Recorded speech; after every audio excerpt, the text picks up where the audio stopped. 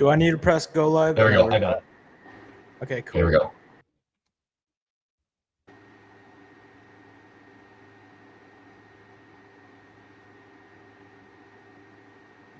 And we're live.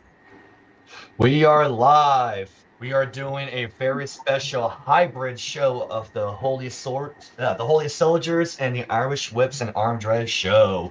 And you may be wondering, Brendan, why are you doing a hybrid show? Well, easy, because I'm leaving town tomorrow morning, and just with everyone's schedule, we figure, fuck it, let's do two shows as one, unite the both forces, and we're gonna have a great time. We're gonna castrate some marks. We're gonna go over some topics, and we're gonna have a hell of a great time. But we got a couple of special people here from the awesome Respect the Combat podcast. So I kind of want to give a shout out to their debut. We got Trico in the house, Trico Fullerton, and we got the man himself with a sweet ass brick build background. That is Key. How's everyone doing today? Doing well, man. Just chilling and not looking forward to SmackDown tonight. Nah, me either. I'll probably skip that. I'll wait for the highlights. Yes, same. All right. So for today, like I said, we're doing the hybrid. Myself and Paladin are going to be going back and forth with the topics, and the main event is going to be castrating the Goblin from California. But before we get to the castration and the headaches and asking questions in life, Paladin, start us off, my friend. What is the first topic you want to start with? Okay, let's to kick things off. Wait, hold on. I didn't get to play my intro music. What are we doing here? Okay, no, I got. All right, my bad. All right, I'm a gentleman. What are we doing here, man? I got it.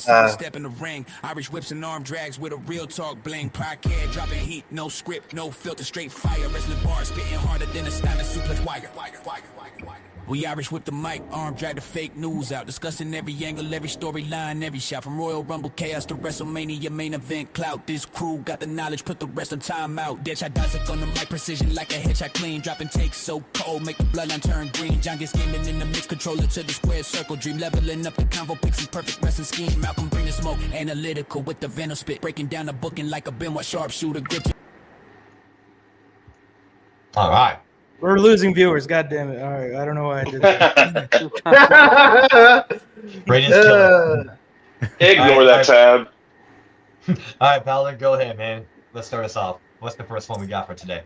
Okay, so today it's been breaking news that Kofi Kingston, Xavier Woods, JC Mateo, and Tonga Loa are reportedly gone from WWE. So that's what the main focus is. I'll share it here on screen so that we can all take a good look at it. And all right, so let's go through it. After several WWE roster cuts were announced on April 24th, 2026, additional WWE departures were confirmed in the aftermath of WrestleMania 42. On Saturday, the following names were added to the WWE's alumni page: Kofi Kingston, Xavier Woods, JC Mateo, and Tonga Loa. It was confirmed by Bodyslam.net that all four have left the company. And so Sean Ross Sapp, as you can see here, he noted the following, that they have left. Right, but this, I think for me, I'd say Kofi Kingston could do better on his own than Xavier Woods. It's just with Kofi Kingston and Xavier Woods, they have always been New Day bound. They've always been glued like that. It is impossible for them to separate, because what would Xavier Woods do on his own? What could he bring to the table in a singles run? Because I've looked at this guy for, the better part of, his entire career, ever since I started watching him. But when he's on his own, he's not good. They tried. When he won King of the Ring, they tried. They've really tried, but he's just too bland, in my opinion. He needs a tag team. He needs a faction. He needs to be in something, or he needs to have a sort of gimmick or a character where he can just really flourish. Welcome in, John. Now, as for JC Mateo and Tongalo, I don't care for them. They were jobbers to begin with. Just like in retrospect, they were just a waste of time, space, and air. You know, they were those type that if we were in Roman times, they would have been fed to lions because that's how irrelevant they are. It's a fact. It's a fact of life. If you want to say I'm lying, well, you know, you can say I'm lying, but it's just those two had nothing. So Liar. Yes, John, I'm a liar. A big fat liar. Yeah, you can have your say as soon as I'm done here. But yeah. As for Mateo and Tongalo, look, enjoy the indies, or I hear that McDonald's is hiring. Or if you're interested in Jiffy Lube, knock yourselves out. That's what I've got to say. All right, let's go to Trico here since he has a short timer. So Trico, your thoughts on the New Day, JC Mattel, and Tongaloa being released? If he's So yeah. So hold on 1 second. Okay. You can hear me still? Yeah, you're Okay, cool. I was like, what just happened? Okay, so I mentioned this in our recent episode of RTC that Tongaloa and Jason Mateo is part of the Backlash curse. If you don't know what that means if a certain return or debut happen at Backlash, this is starting from 2023, you're not being used or used properly, you will be gone. So that is one. That is my thoughts on Tongaloa and Jason Mateo. Aleister Black. This man returned last year WrestleMania, the Raw after WrestleMania. And we thought we were going to get a primacy out of him. But all this man had was a feud with Damian Priest, and it went nowhere. He was originally supposed to be the original plan as the ear to Randy Orton. But hey, we got Pat McAfee, and that's all I can say about that. And Kairi Sane, you had this woman be like the main story of Io Sky and Asuka, and then out of the blue, okay, first off, Io and Asuka, that should have been a match that should have been on the WrestleMania card. Hey Trico, Dominique says talk faster, big boy. Yeah, not on the Backlash pay-per-view. And then you get rid of Kairi Sane, who has been the main story of this whole feud. Like, this make no sense at all. And now, going to Kofi and Xavier Woods. This largely tells you that WWE under TKO, you are not protected. No matter how long you've been in that company for so long, it's that you're not safe at all. But I expect Kofi and Xavier maybe go to AEW, but if they go somewhere else in the Indies, it will be a new day. Hey. That's very true. Well said. Yeah, you mentioned more releases, man. We'll get to that. Yeah, we'll get to that down the line here. See, Donnace, I'm gonna go to you. Your thoughts on the New Day, Jason Tal, and Tongaloa being released as part of the TKO cuts. How deep do you want me to go in? Because this is going to tie into when we get into the Roman stuff with JC and Tonga. Go ahead, man. Go ahead. Floor is yours, bro. Yeah. Knock us out. Okay. And I do believe Vince and Coach brought this up on their pod earlier this week.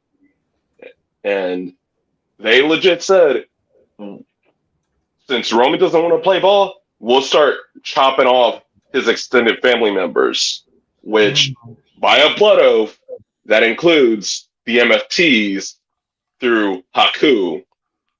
And they started with the two because it's already known that TKO was doing pay cuts up to 50% of what people were promised, and that's why New Day left.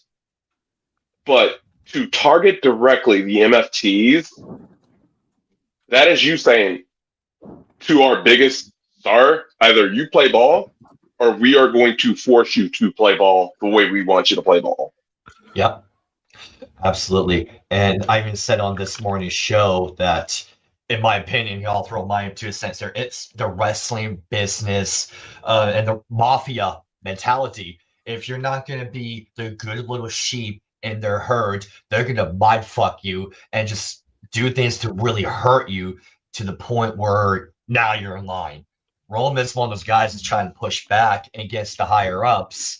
And I think they did this to, like Dane said, to show Roman, try to teach him a lesson.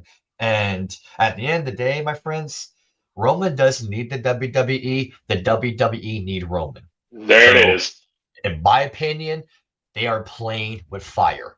And as for the New Day, this was shocked me because I thought Kofi and Xavier, especially Kofi, were lifers. They've been in the company for so long. And I do want to touch on New Day real quick. Sorry about that, Brendan. Oh, no, go ahead. Let me just go back. Because I know we were on the topic of Roman and the MFTs, but now with the New Day, and this is the more effed up thing, you asked them after renegotiating their contracts last year to take a 50% pay cut. They stood up and said no, and then they were just like, yeah, I'm going to just leave here.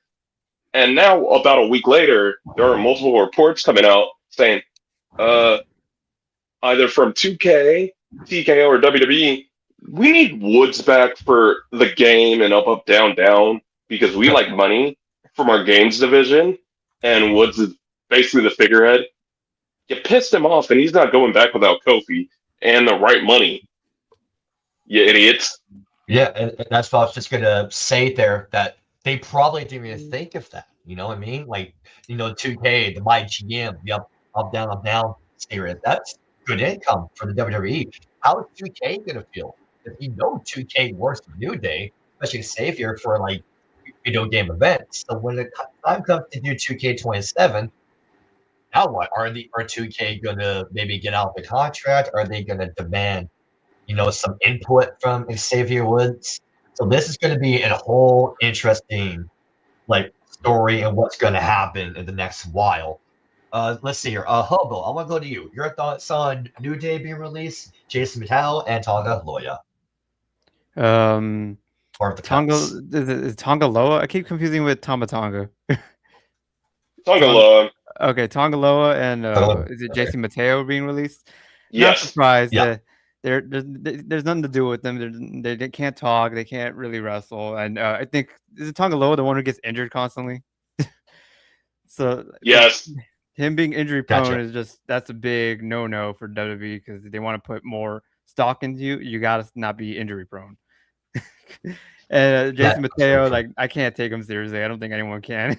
Like I said, he's not good in the mic. I don't think he's good in the ring. Really, there's nothing special about him. And are we just talking about the New Day and Jason Mateo and because they're part of the cuts together. Okay, yeah, so just those cuts we're talking about, right? Yeah, right now. Okay. So for New those Day, cuts from last week.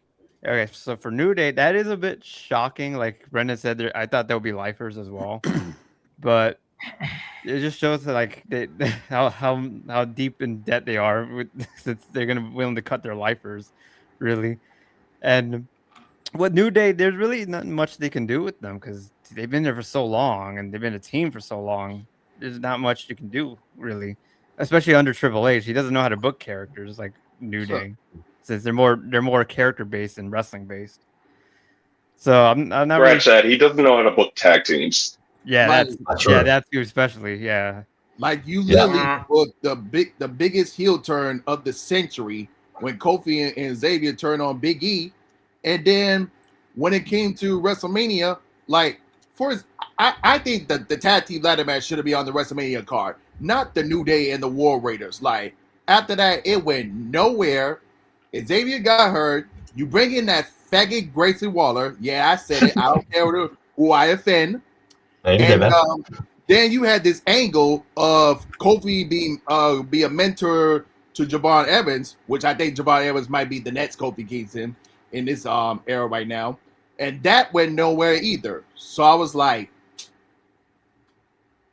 what the hell are we doing?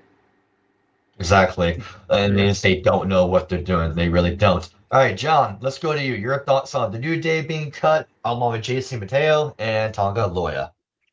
Well, I mean, they're not standouts as far as I can remember, so I kind of agree with the skill issue being a part of this for some of them.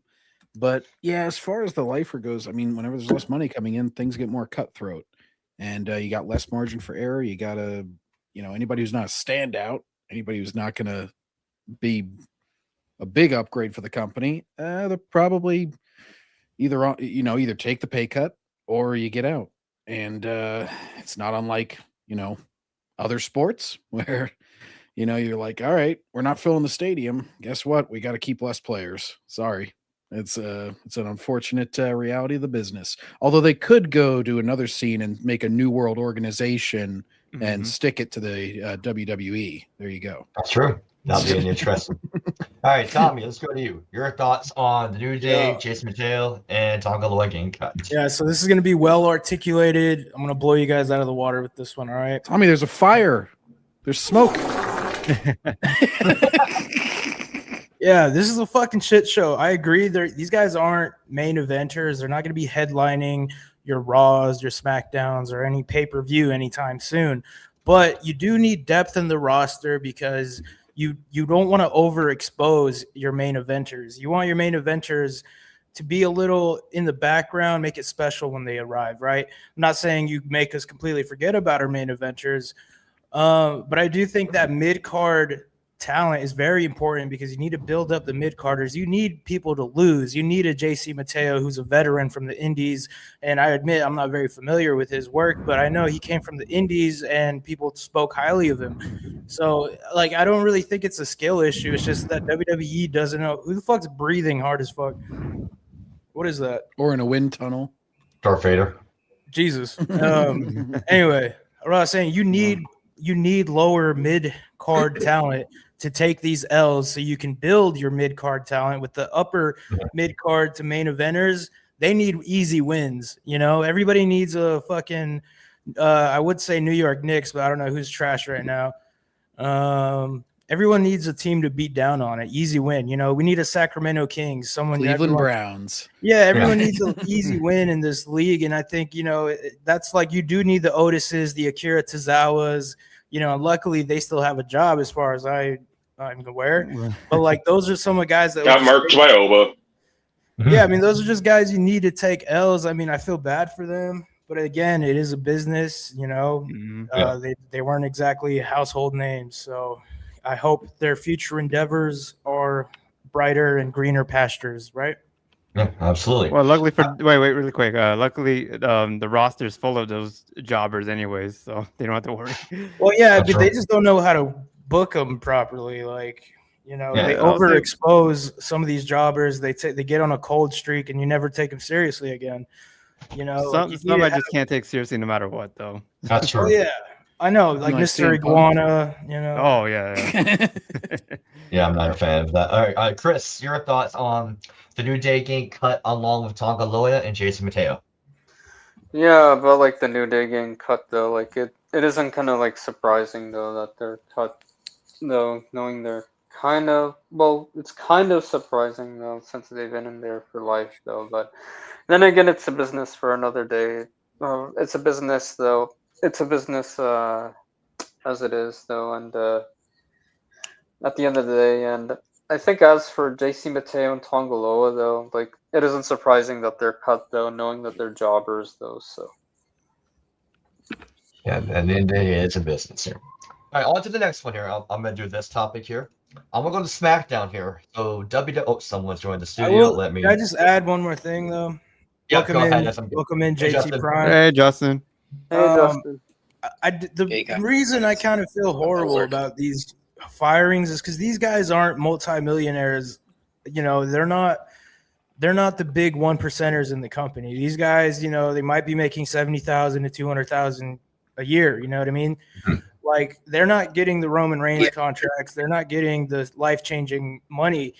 Nevertheless, it's a job, and they've made money, and at the highest level in pro wrestling. But I do feel bad for them because now they're back to the grind. And at the same time, all the executives, like I think it's Nick Khan and everyone at TKO, the board of directors, they all got like a $90 million bonus. But here they're making pay cuts.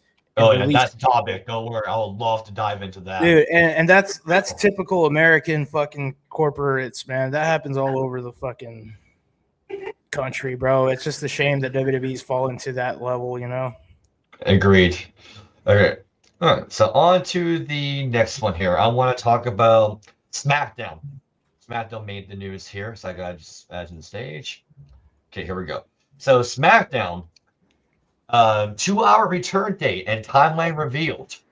So WWE's 3-hour run for SmackDown now has a clear expiration date, and sounds like this format switch is going to become a yearly routine. Reports stated that SmackDown was expected to leave the 3-hour format and return to 2 hours within a few weeks. That added to what Brian Alvarez had already suggested on the Brian Vinny show, where he said the longer runtime appeared to be temporary, just like it was in 2025. Now, Meltzer has provided the most specific update yet on, I'm not going to promote his main show there, revealing that SmackDown is expected to move back to 2 hours, either the final week of June or the first week of July. So Meltzer said he believes the first week of July is the more likely timing, and I quote, "It would go either the last week of June or the first week in July. I believe it's the first week of July. The contract that they have signed now is January until the end of June would be 3 hours. Then the 1st of July to the end of December would be 2 hours. So that's the way the deal is structured right now." Alrighty, so now the question is here. So let me go back here. Is this the right move? Like, should SmackDown go back to 2 hours? And in my opinion, I'm one of those wrestling fans that a 3-hour weekly show is too much. It's too much for a regular person to sit and watch. You could do it maybe here and there, fine. But one of the problems with 3-hour weekly shows, matches that go on too long, promos will go on too long, segments are going on for way too long. It's way too drawn out of the show, and it makes people not want to engage as well. So in my opinion, as a business, I think it's better if they go to 2 hours, so they're not forcing people to watch a 3-hour weekly show every Friday night. And it shows it doesn't work. A 3-hour show does not draw. So I support this decision 100% that they're going back to 2 hours. So Trico, I want to go to you. Your thoughts on SmackDown going back to 2 hours in June? Yes, it should go back to hours because 3 hours, it was a drag. And first off, let me just say, SmackDown for the last couple of months has been the hot garbage show. Hot garbage. But from the booking and the way it's been presented, I'm like, where did we go with SmackDown? I'm just hoping with this new roster cleanup that we got at the Mania. So hopefully we'll have some better pacing on the show, better stories, better rivalries. But I'm not counting my blessing. But I'm just hoping that SmackDown does better. Because if not, I'm just going to stick with Raw. I'm sorry. Fair enough. All right, Hobo, let's go to you, my friend. Your thoughts on SmackDown getting cut back to 2 hours? About damn time. Like I said, like you said, Brendan, it shouldn't be 3 hours because I'll say this: people have a shorter attention span nowadays, so they can't watch a show that long. It's just not built into them anymore. Especially because you've seen the rise of TikTok, that short term format that's really popular. Not these long shows really. That especially with WWE, like wrestling is not as popular as it once was to maintain a 3-hour show. And I think for 3 hours, it should be saved for pay-per-views or special events. So that should be the only thing they should do the only time they should do a 3-hour format. That's my opinion right there. Sure. All right, Tommy, let's go to you. Thoughts on SmackDown getting cut to 2 hours? Thank you, Brendan. really, it's just about what are they going to do with that time? Are they going to fill the void of an hour less of advertising? That's what I would hope they do. We get an hour less of advertising, but unfortunately, I'm already concerned, thinking, well, now they're just gonna spread that time to get more ads, instead of more wrestling. What are they gonna do with now that they've, condensed their time? That's my only concern. I do think, attention spans are at a low. But they've always kind of been. There's intermissions at the opera. There used to be intermissions at the movie theaters. Like, people just get tired of things after a while.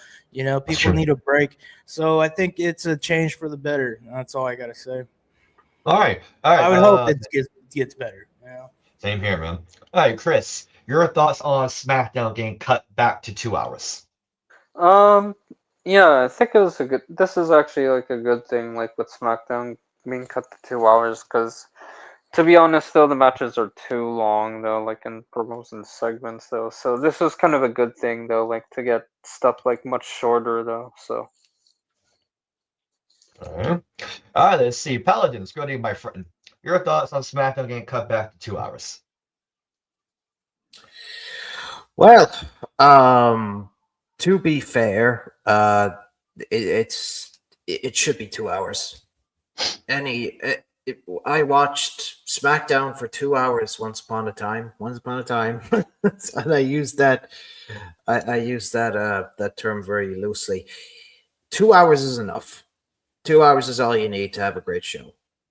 I can tell you that much. Whether it be Raw or SmackDown, 2 hours was perfect. You don't need 3 hours. 3 hours is way too much. Your attention span can't last that long. And as stated, we are in a TikTok generation where their attention spans, they're very short. They are so short, and they just, today's kids, they like things in short bursts. They're on their phones, they're just looking at shorts. They could be on TikTok.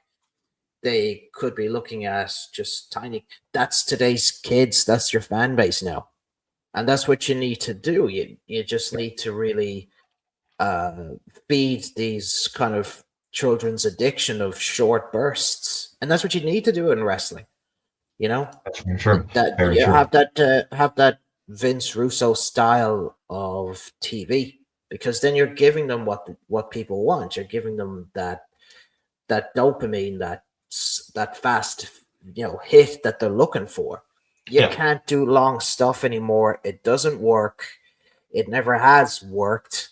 Okay, they probably did intermission for, like, say, plays of the opera, or if you're in a movie theater, that's different. But it's just that with wrestling, you have to get in and out. You're on a time. So it's like person A and B, they're going to go out, have a match, come back. We have a segment. We might have a commercial break.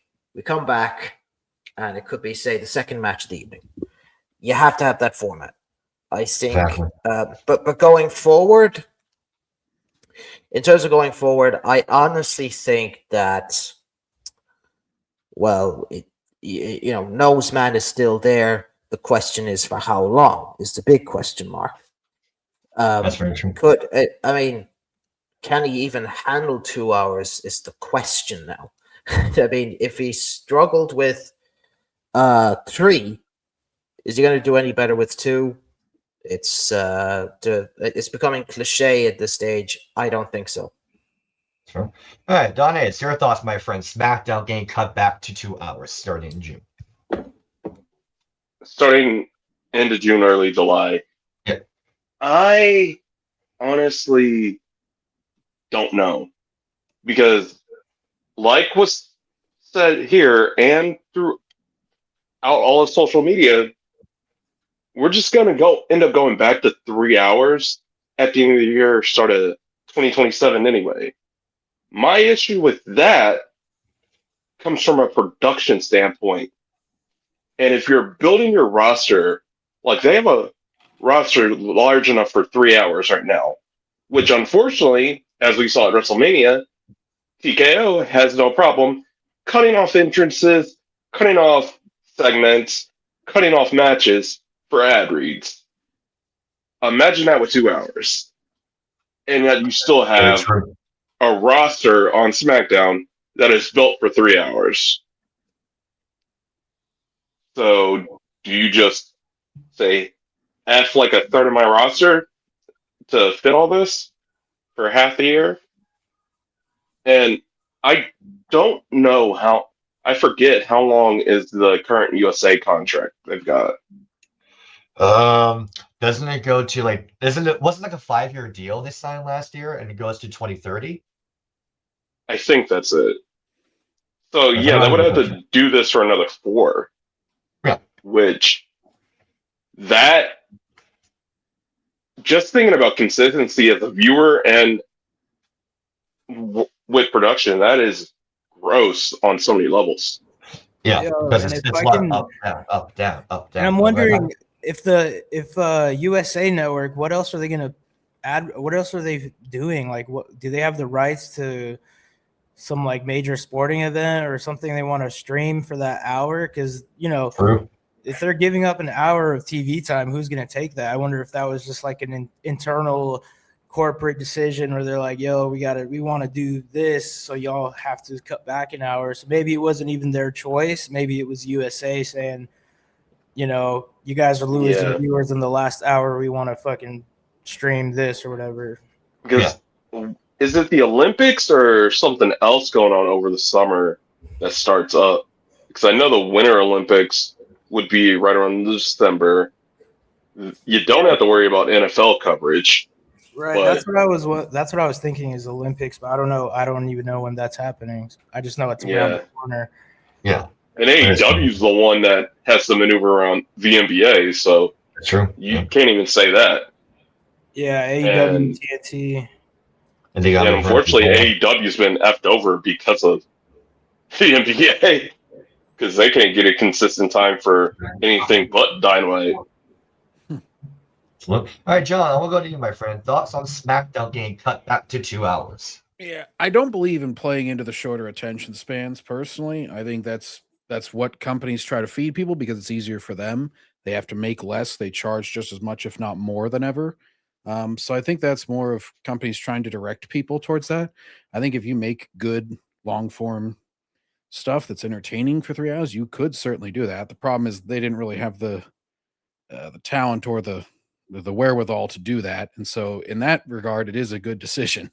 I do agree it's a good decision to move it down because it's like, I think about how many people were draws during the 90s when it was mostly a 2-hour show, and then how many people are draws now. And it's like, yeah, you probably can't outdo that. So let's go ahead and tone it down, take it down to a normal level, stick with that. You want to leave people wanting more in the end.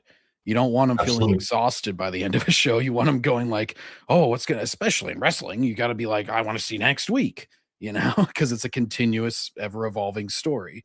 So you never want people to be like, oh shit, that was enough of that. Like, and then, and also it being weekly, I think somebody was alluding to it earlier where it's like, you want to save the 3 hours for the event, for the, pay-per-views, or now is like, WrestleMania or whatnot, where it's like, make that feel more like an event because it's bigger and better than the other shows. And sort of speaks into what Tommy was saying earlier with the roster cuts. It's like, yeah, you also want to save people for certain shows. So you may have the roster if everybody goes every week to do these things, or close to everybody goes, but like, don't do that. You want to save certain people for more event programming, or build up some hype for their stories and whatnot, or just a minimal involvement. But yeah, I think certainly if they had the content for 3 hours, they could do it. I think you can certainly entertain people for 3 hours. Lord of the Rings re-releases always do really well. Those movies are all 3 to 4 hours long. So, but if you don't, I think that's just like kind of an excuse by people who are bad at content creation, that they go, well, these people today, they don't have the attention span. It's like, well, they don't have it for you. If it's for something good, they will have it. Very true. All right, Paladin, what's the next topic you want to cover, my friend, if you're back? Yeah, I was just muted. Okay. So what's next? What do we got? Right. This was a good one. So TKO expected to approach WWE talent about taking pay cuts. This Yes. has been Yes, a big thing. Yeah. Yeah, me and Donays, and I know you for sure, Paladin, definitely want to dive deep in this one because this is interesting shit. Oh yeah, it absolutely is. So let's dive right into it, and let's see. So WWE's post WrestleMania 42 releases already raised serious questions about job security, but a new report reveals TKO will approach talent in order to accept a pay cut. After Dave Meltzer's breakdown revealed just how little protection most WWE deals actually offer, new groups are now painting an even clearer picture of how things are operating under TKO. During a Q&A session, WrestleVotes was asked directly about reports that contract restructuring played a role in the New Day deciding to leave and whether that situation is happening elsewhere on the roster. The answer was direct. It's not isolated. Yeah, absolutely. It's going on and it will continue to go on. They're going to approach every single person they feel like they can about taking less money. That's just the business we're in right now with TKO. Does that mean they're going to ask Roman Reigns to take a few $1 million less? No. But when you get down the roster and you see guys like the New Day, JC Mateo, and people who fit that mold, people that are making a lot of money and not seen on TV too often, they're going to ask you to take less. Yes, that's true. Okay, I have been hearing a lot of reports that WWE talent have been taking pay cuts, and this is something I was kind of thinking to myself: was this a Triple H move? But no, I think it's a TKO move because they're losing a lot of money right now. They're losing a lot of money, like. They've already bought out shares. Like some shareholders already bought like 300,000 worth of shares, and that's a big deal. Yeah, their stock went down. Yeah, the stock went down. They bought out. And who knows if more will follow from there. So from here, it's really a case of they're probably going to be doing this for less money. And at the same time, there probably were, people like JC Mateo, Tongaloa, and the New Day that were probably getting huge. They're probably getting paid big. Maybe, who knows? And they just had to get rid of them. But I was a bit surprised that the New Day left, that they're gone, because they've been WWE for life. Almost.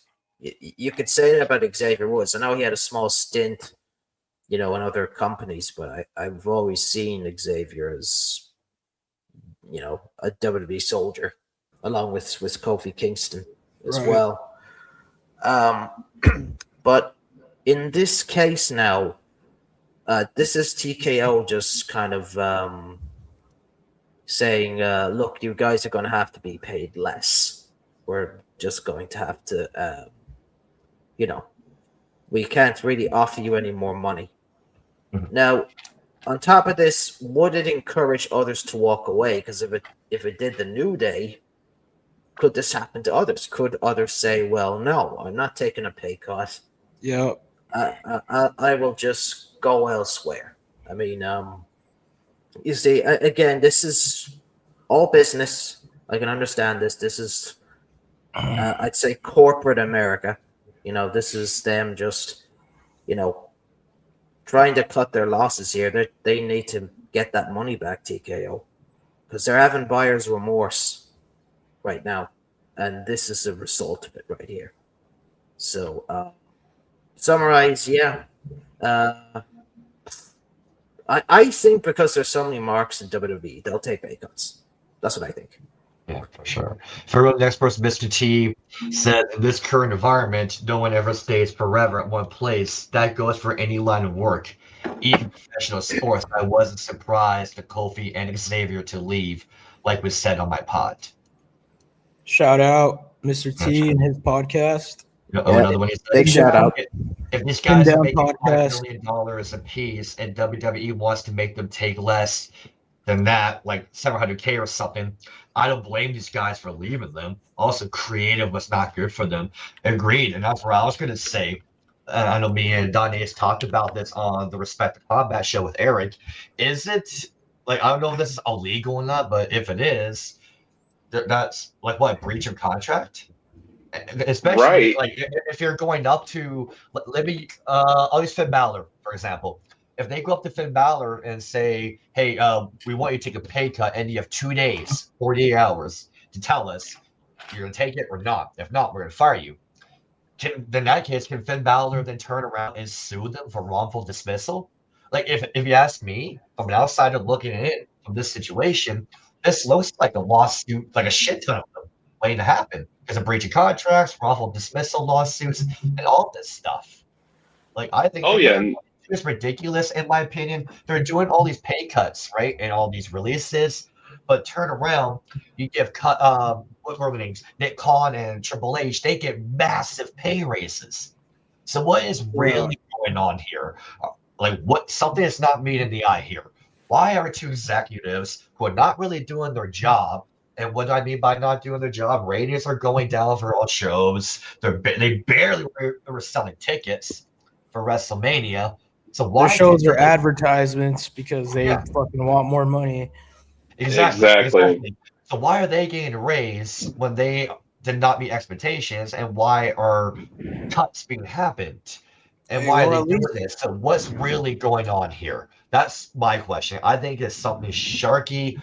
Hopefully more information will come out because this is just out of the left field, man. Can I get in here? Oh, okay. So Tommy, then we'll go to you. Yeah, like, so I agree with everything you were saying, man. It's pretty fishy what they're doing. Are they taking money under the table? But, you know, it would be a legal way to do it because they own everything, right? So it's like we can't do anything about it. Maybe there's a clause in that contract that says you don't get incentives like your T-shirts, all that. We own that. We're not going to sell that anymore. So maybe they lost a lot of money in incentives. I don't know how these contracts are structured. That's a question for a maven or like an actual veteran, you know. But I will say, like, you know, as far as the what were you saying, Brendan, about the pay cuts with I lost my train of thought, bro. Well, I was talking about, like, how come they're doing all these pay cuts and releasing all those wrestlers, but just to give Triple H and Nick Khan a massive pay raise, you know, a contract extension. It's like, why? When they did not meet expectations. That's what I was talking about. Like, what is really going on backstage? Like, something doesn't, you know, meet the eye here. And I'm hoping more information about this comes out because we just have WrestleMania. Oh yeah, I remember what I was gonna say. So despite, you know, despite this being bad for like the WWE fan base that liked the Wyatt Six and, you know, JC Mateo, the MFTs, whatever. I know there's not a lot of them, but I know there's a couple fans who enjoy, you know, some tag team matches. But those characters now could flourish on the indie scenes, and I think the indie scenes could be. They're gonna get a lot of talent right now. Like, who knows where some of these people that got let go are going to go, you know, like Xavier Woods and Kofi. It's easy to say they'll go to AEW, but they might do a tour. They might go all over the country doing multiple promotions. You know, that's kind of what I'm rooting for, because that's another way they can get their millions back, you know.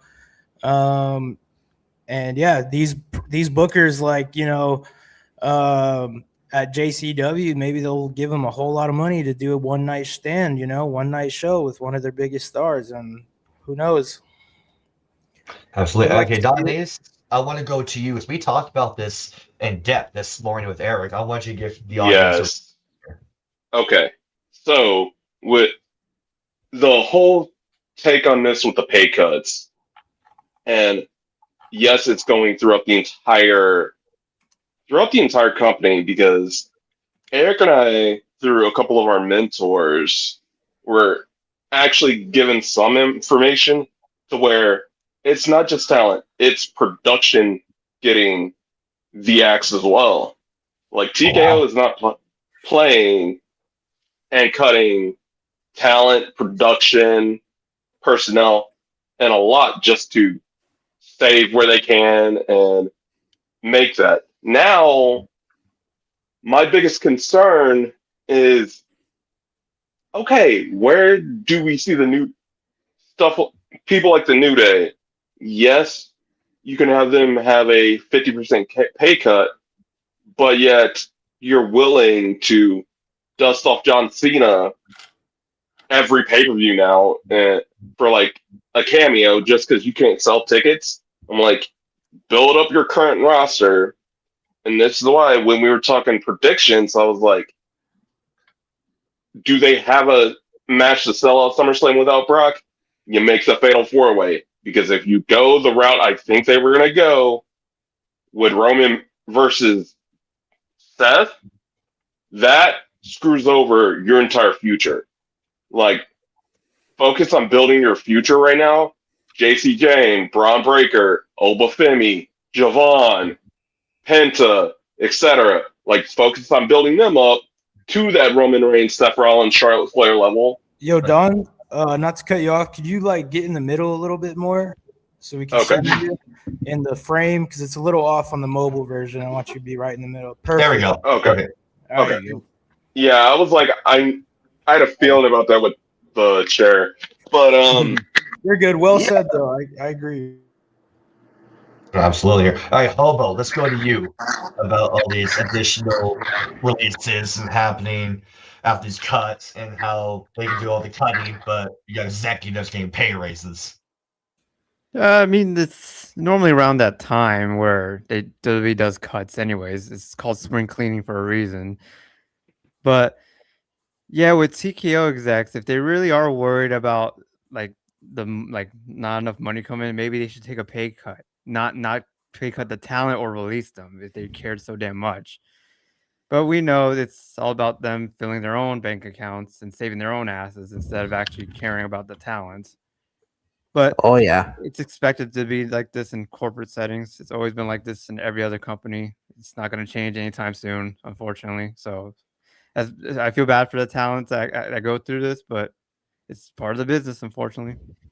That's very true. Okay, now before we go to the next person here, we've got 3 chats here I want to catch up on here. All right, Mr. T. Honestly, I don't think TKO even worries about the ratings. It's all about people coming to the buildings and showing up for the shows that they really do care about their sponsors. And I guess, yes, no why they play to the house, they don't play to the rest of the world, and that's what they should not be doing, but they are. Then by Mr. T. By that measuring, when I was talking about Nick Khan and Triple H, I guess Nick Khan and Triple H are doing their job. In a real world, if they were doing their job, okay, let's just say, ratings were going high, they're selling out really quick, and everything's going up, instead of afloat and down. Yes, but there's more downs than ups, so that just doesn't make sense why they get a pay raise. Are they selling out though? Because we were just looking at empty seats at WrestleMania and talking about how they hadn't sold enough tickets like however many weeks out. So that's their biggest show. It's like absolutely. And the last chat, Cena's hosting for like the second pay-per-view in a row. They can't sell anything. That doesn't sound desperate at all. Right.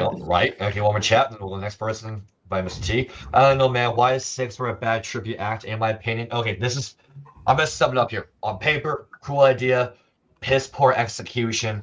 The Wyatt Six were killed because of these 2 reasons. Number 1, that picture they took with that fan at Whataburger that got leaked, non-costumes.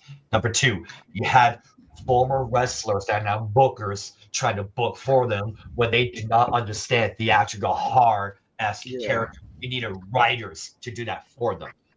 And since they was like dealing with them, they were dead on arrival, and it was a shame. Bro, and those mystical warlock kind of creatures of the night, those mystical characters, they're slow burn characters. You got to write that every time they step on paper. You need to protect that character, and they didn't protect Uncle Howdy. Like, they started jobbing him out to like the mid cards, and they should have pushed him. And then that's what's really killed that, because he calls it a bad tribute. It was the thought that counts. The execution, like Brendan said, was poor.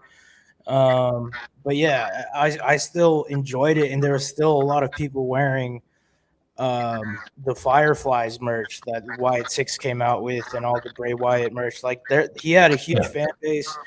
I've said it on Instagram. Uncle Howdy could have been Kane to Bray Wyatt's Taker. I'm not saying they're as at that upper echelon, but they were mystical and mysterious and kind of horror characters. And they completely fumbled the ball. I mean, people liked it at Universal in Orlando. They had a whole Wyatt Six Halloween Horror Nights theme, and a lot of people said it was their favorite. And then they just get cut immediately. So yeah. It just shows that people want characters. No, they do. Okay, so Chris, let's go to you about more releases bound to happen and how Triple H and Nick Khan are getting pay raises while they're cutting people. Yeah, I think there's bound to be more releases happen though, like throughout.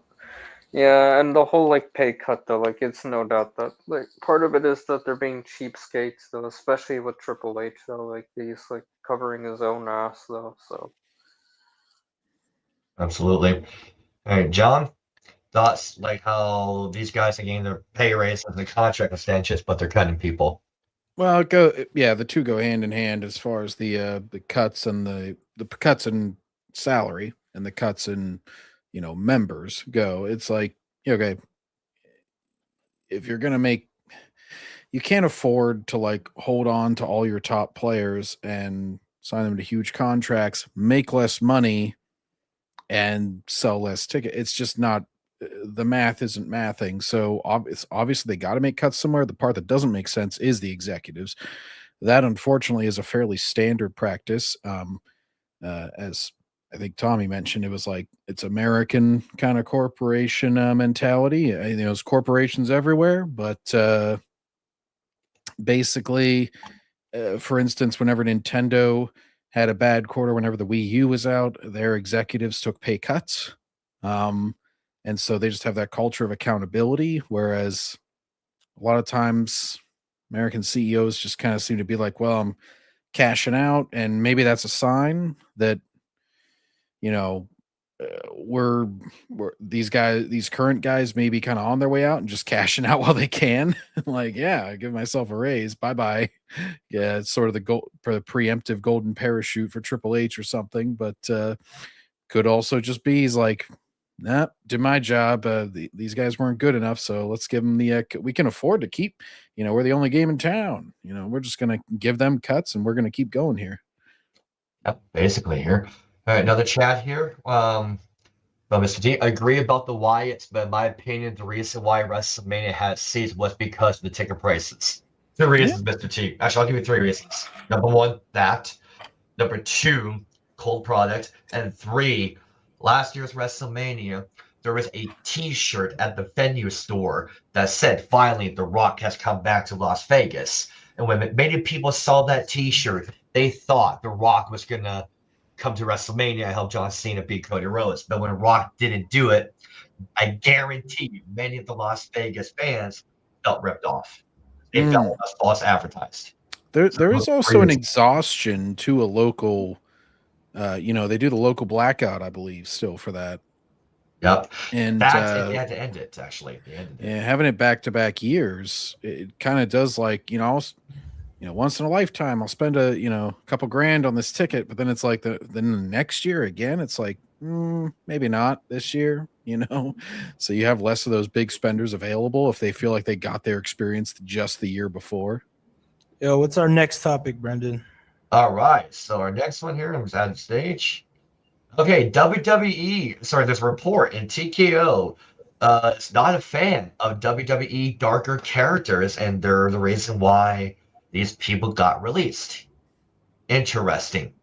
So, per Mike Johnson of the PW Insider, this story has been circulating among multiple WWE talents over the past week as fans notice a clear pattern emerging from the cuts. A fan asked Johnson during his daily Q&A whether there was a pattern in the talent that was released, specifically pointing to the dark and spooky characters who were among those cut. So Mike says, and I quote, I don't know if there's a pattern, but I can tell you there's been a story bouncing around among talents that someone in the TKO realm is not a fan of the darker characters.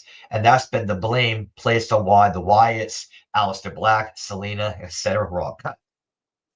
Johnson noted that he could not verify whether the theory is accurate, but that he has heard it repeatedly from multiple sources. So I want to stop there here because that is interesting. So if this is true, in my opinion, isn't that kind of fucked up? Okay, look at all the dark characters that wrestling has had throughout the years. Undertaker, Kane, Sting, Mankind, through Vampiro. All these dark Bray Wyatt. Bray Wyatt. All these dark theatrical characters that were in wrestling not only made an impact, but they're memorable. Many people remember them for how they remember them. So if we're just gonna cut that away and never have that theatrical, supernatural type of character, to have one wrestler on that roster have a mystique feel to him or her, then everyone's just going to be the same. It's going to be the same boring cliche. I'm a wrestler, you're a wrestler, no one's special. So if this is true, I think this is stupid that somebody in TKO doesn't like darker characters. So Paladin, I want to go to you. Your thoughts on this, if this is true. Oh boy, oh boy, oh boy, oh boy. You need all sorts of characters. There's the goofy ones, there's the badass ones, there's all kinds of great characters, but you need the supernatural. You need the supernatural ones, like the Undertaker, like Kane, or the Ministry of Darkness. You need supernatural characters, because we grew up with that. Undertaker, Kane, Ministry of Darkness, corporate ministry, whatever you want to call it. And they always try to keep the whole supernatural thing alive. And that's important. It's important to have a huge selection. But now that they just keep getting rid of any sort of potential supernatural being or character to be created, that might become the next sort of Undertaker-like figure. It's like there's a piece of the puzzle missing. The jigsaw puzzle isn't complete until there's a supernatural side. And you just got rid of the Wyatt Six, who, in my opinion, they're probably the last of the supernatural characters. That's it. Honestly, this could tell me that are they no longer interested? Does it not appeal anymore? Is it getting, is it too old for 2026? Honestly, no. There's always room to have supernatural characters. I mean, you look at JCW, they got the Outbreak. You look at those, they're zombies. They're pretending to be supernatural zombies. There you go. You don't have to close away the supernatural characters. You can create them again and make them just larger than life. So just to, I suppose, close my little statement, they need to invest in supernatural characters big time. That they do. Hobo, what do you think, my friend? If this is true, thoughts on someone TKO not a fan of dark characters? Oh, surprise! A bunch of dudes in suits don't like things entertaining. It's always been a thing throughout the years. These suits don't understand what's cool about them, because that's supernatural. Like, supernatural characters are pretty much the big, kind of one of the big reasons why wrestling was so cool, because they made it different compared to actual sports, because you ain't gonna see Undertaker in a basketball court and shooting. That'd be pretty funny to see. That'd be pretty awesome, though. I'm not gonna lie. Yeah, That would be sweet. no one's gonna take the ball from him. That's for sure. And so that's what makes wrestling, man. Every character makes wrestling important, especially the supernatural ones, because like I said before, you're not going to see them anywhere else, and it makes them memorable, like Brendan says. Like, we all remember Undertaker, Sting, Kane, all those guys, because their character was very memorable. They did a lot of crazy stuff you won't see anywhere else. Like, you can see lightning get shot from the sky and from Undertaker, for God's sakes. Yeah. See, Kane sends someone on fire. Yeah, lighting people up. Like, it's pretty much the supernatural character is doing its job, getting attention. I don't know why TKO doesn't want that. Attention means more money. People are like, oh, they slip through the channel and they see that. Actually, that's how I got into wrestling. I think it was my dad or my uncle. He was flipping through the channels, and then halfway through, I saw Kane make his entrance. And I was like, oh, and I was a kid at the time. I was like, oh, that looks cool. I want to watch it. And I did watch it, and I even got a Kane action figure for that when I was a kid. So, yeah, so that's how I got into wrestling, because of a supernatural character. Exactly. That's what I say. It leaves an impression on people that people remember. Especially the kids. Yeah, especially. Yeah, exactly. Like my nephew, he's a big Kane mark. He loves Kane because he looks cool. That shit is appealing to kids. Same reason when I was a kid. Absolutely. All right, John, let's go to you. Thought if this is true, someone in the TKO realm not liking dark characters. Well, yeah, I think variety is the spice of life. You can only have so many, like, gymnast, technical, I'm the best there's going to be kind of characters. It's like, you got to have those twists, those little, I'm not going to call them side characters, because they can often be the main character, like a Taker or something. So it's like, I don't know, just to like rotate different personality. You're eliminating a personality type, and at the end of the day, that's bad for variety. It's bad for just like adding a fun extra element. Like, you can even use this to evolve existing characters. Like, imagine if like a Tiffany Stratton did like the whole cheerleader gimmick that I've been pushing for, and then like Mean Girls kind of thing, and then later on she became like Goth Girl or whatever, or like was corrupted or something. Like, hell, Brandon, you even did this with your Create a character on the WWE game that you were showing us. It's like, you can do all sorts of fun things with like a heel turn or something, with making it a more supernatural kind of thing. So it eliminates story possibilities as well as a personality type. Yeah, and they're just shooting themselves in the foot at that point there. All right, go ahead, Hoba. I just remember some, like, they're also limiting their creativity now, since they're getting rid of those type of characters. Yeah, that's true. Yeah, that's what I was saying. Like, at that point, it'll be you're a wrestler, I'm a wrestler, and everyone just be the same. You're narrowing your scope of possibilities, and so it's like, well, where can we go? Well, not as many places as we could before. Yeah, and then doing so, the product becomes boring. Yeah, exactly. Then, Chris, let's go to you then. Your thoughts, Chris? If this is true, someone at TKO realm do not like darker characters in WWE. Yeah, I would say if this is true, though, this is something coming off of like with Triple H, though, because obviously, though, he doesn't know how to build characters, though, and the only thing that he likes, though, is just wrestling, though, and that's it, though, and that's just boring. That's true.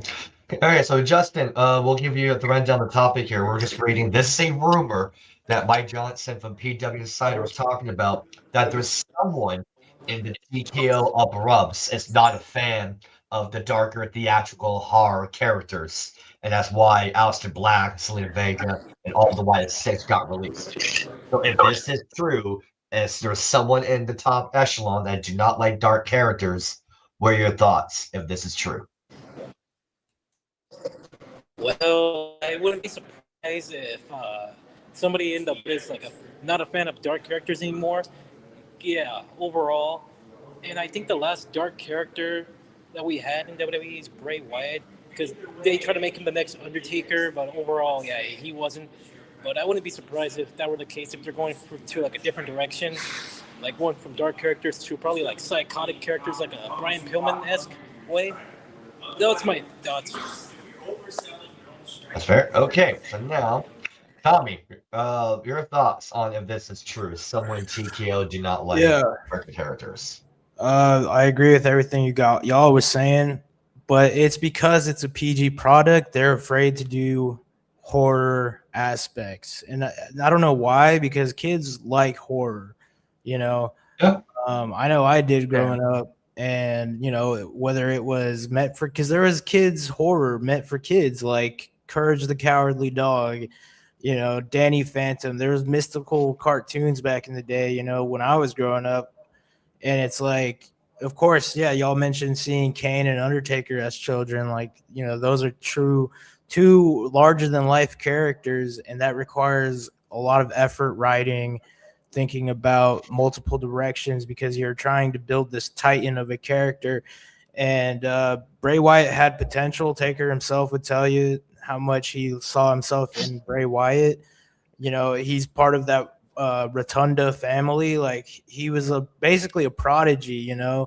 And I think, you know, we don't really appreciate Bray Wyatt as much because of what, you know, now Uncle Howdy was kind of a flop. It kind of diminishes his legacy in a way, and it's a shame because it was supposed to be uplifting him, and now it's like all dead in the water. And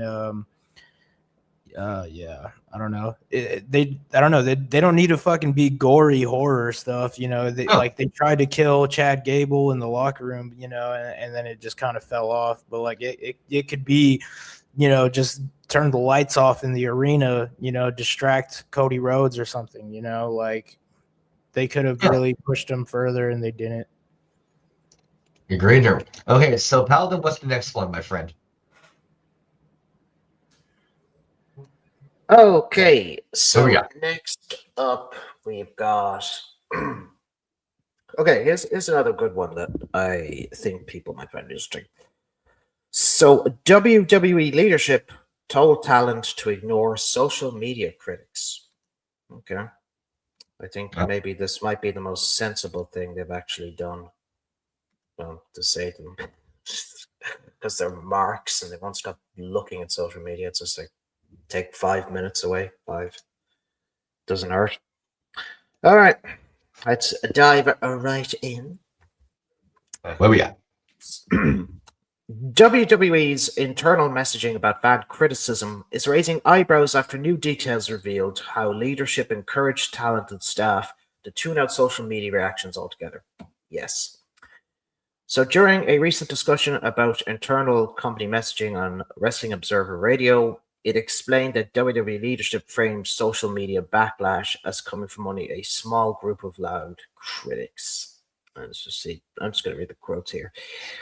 Even when things are good, there's going to be negatives, whether it's good or bad. But the idea of not, you know, you don't listen to it. It's a vocal minority, and it's like there is a vocal minority there.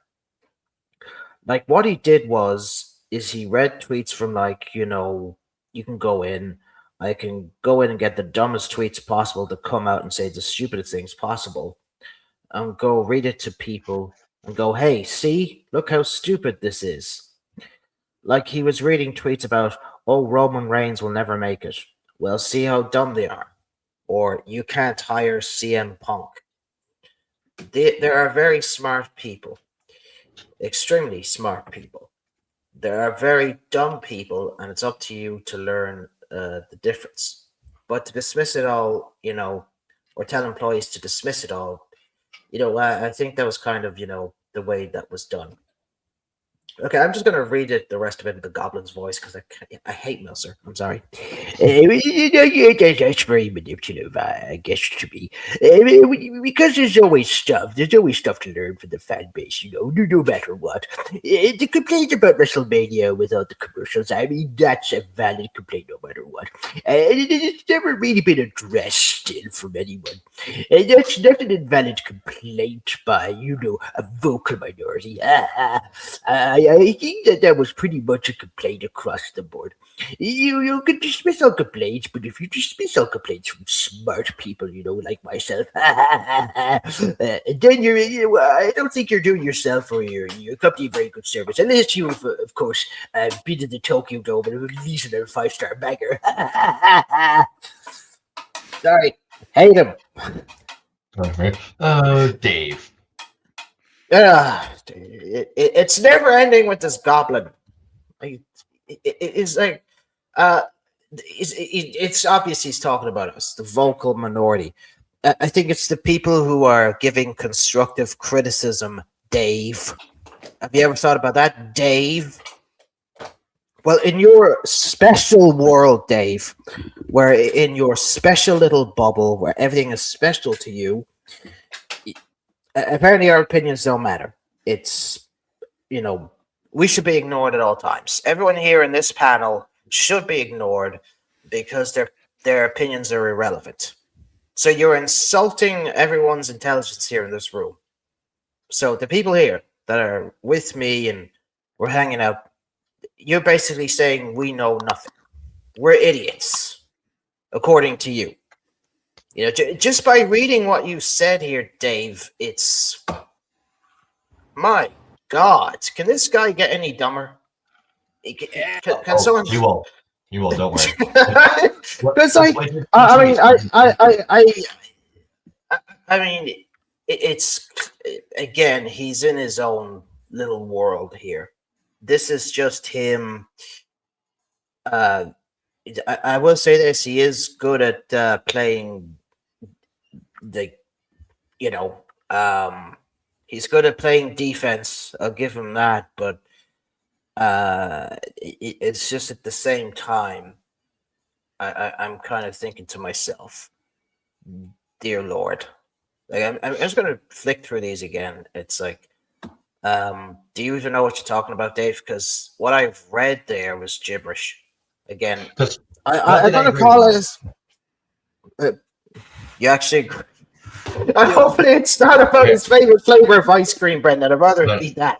There's one thing he is right about is the internet is the vocal minority, and they should not always listen to their, opinions. They're the loudest. So he's right about that. I will give him that. Can I go last because I want to react to a video, guys, from James Romero that I want to get his take, and I'll give you guys my take. So I'll go last, but everybody else can go. Okay. That's one thing he is right about. Like WWE, but fortunately they cater to that niche vocal minority. And the other part he's kind of right on. If there's people like us and other fans out there are given constructive criticism how they can improve the product, it wouldn't hurt for them to listen to. But if it's the loud ones that are bitching and complaining and being loud how they normally are, then yeah, I agree with them. They should not cater to those people and listen to them. That's where he's around some stuff, but there's some things like Dave, just shut up, man. Like, keep quiet. Yeah. Come on. Yeah, I mean, I'm reading this, and again, to me, this is nonsense. It's like utter, dribble that I read from Dave. He's talking about his fan base. He doesn't realize he's talking about his own fan base. Yeah. He's like a deer in the headlights. He doesn't even recognize that he's talking about his own fan base. That he thinks, I'm talking about the ones given some constructive criticism. Don't listen to them. They're a bunch of idiots. No, he's actually addressing his own crowd. He's special. He is very special. All right, let's see. Let's go to Justin. Your thoughts on Dave's comments. If he's here. If not, I'll go to the next person. Justin. Go to the next person. Bueller. Oh, there we go. Wait. Oh. Wait, what was the question? About Dave's comments about Can't hear some of WWE. you guys, yeah. He was saying WWE leadership told talent to ignore social media I critics. can't hear you guys. Justin, you're actually coming in kind of muffled as well. You sound like you're very far away from your mic. Sound like you're outside. Oh, Okay, we so just it's lost got- him. I think he was so having now some that- internet issues, possibly. I just kicked them. So then He's got to come back in. Yeah. All right, John. Let's go to you then about this. About leadership told talent to stay away from social media critics. It's kind of funny because the way that this reads, where it's like, all these critics, they're, I'm not sure if he used the word, but it's basically saying like all the critics are just a bunch of haters. Like, don't listen to them. It sounds a lot like Star Wars executives. and stuff. Hollywood. Whenever in like Hollywood, like 2015-ish, before they thought they had to listen to anybody, and they're just like, oh, don't listen to any of that. That's just internet echo chambers, and then it started show up in the box office, and they were like, oh, wait a minute, maybe like we shouldn't just leave every criticism completely unchecked or just assume that it's these, you know, hateful people. And they aren't doing really what Hollywood did, which was call everybody bigoted. He's just calling them stupid instead, which I'm not sure if it's better or worse, but it's like, okay, you can do that. It's going to catch up with you eventually. Everything's too big to fail until it fails. It reeks of discrediting the audience. Mhm. You know? Yeah, you never That's attack what your Hollywood audience. did. Yep. And it's kind of like being detached from the audience and being above like any normal talk. You're not going in the streets talking to fans. You're just like, well, the internet says this, but everybody around me says this, so my yes men love it. It's like you're not, you don't have your finger on the pulse. Are you walking around or what are you doing, Justin? I just having issues here. All right, so Hobo, let's go to you then. About the leadership telling talent to ignore the social media critics. About what Dave was saying as well. Yeah, well, there's some critics who are not really the best at critiquing. So I'm 50-50 on it. Like, if it's critics like Dave Meltzer, yeah, ignore his ass because he'll put your company out of business if you listen to him.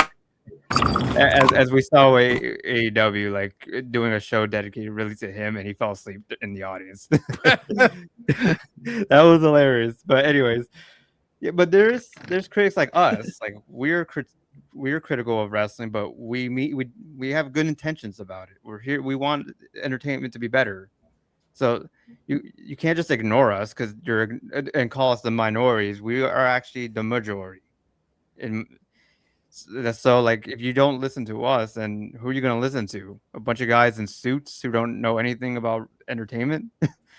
Exactly. Well, there's also like opportunity costs. It's like if you're making 60% of your potential audience happy, oh yeah, the other ones are still a minority, but guess what? You're leaving 40% of your money on the table. Exactly. It's like... That's very true.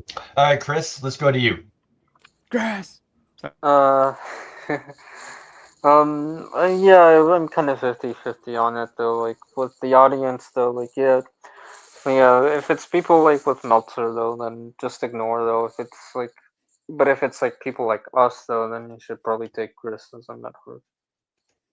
Absolutely. Okay, Tommy, you said you wanted to go last, my friend. So floor is yours. Yeah, so I mean, I kind of agreed with everything y'all said. Again, the great minds think alike, and yeah, John had a great point about what we were just talking about, the audience being discredited, and I can't remember exactly what he said. I'm a little stoned, but I know it's like Hollywood people around 2015-ish before they lost their audience. So I wanted to share James Romero's thoughts on this because he's actually a guy that I respect his opinion a lot. And he's sober.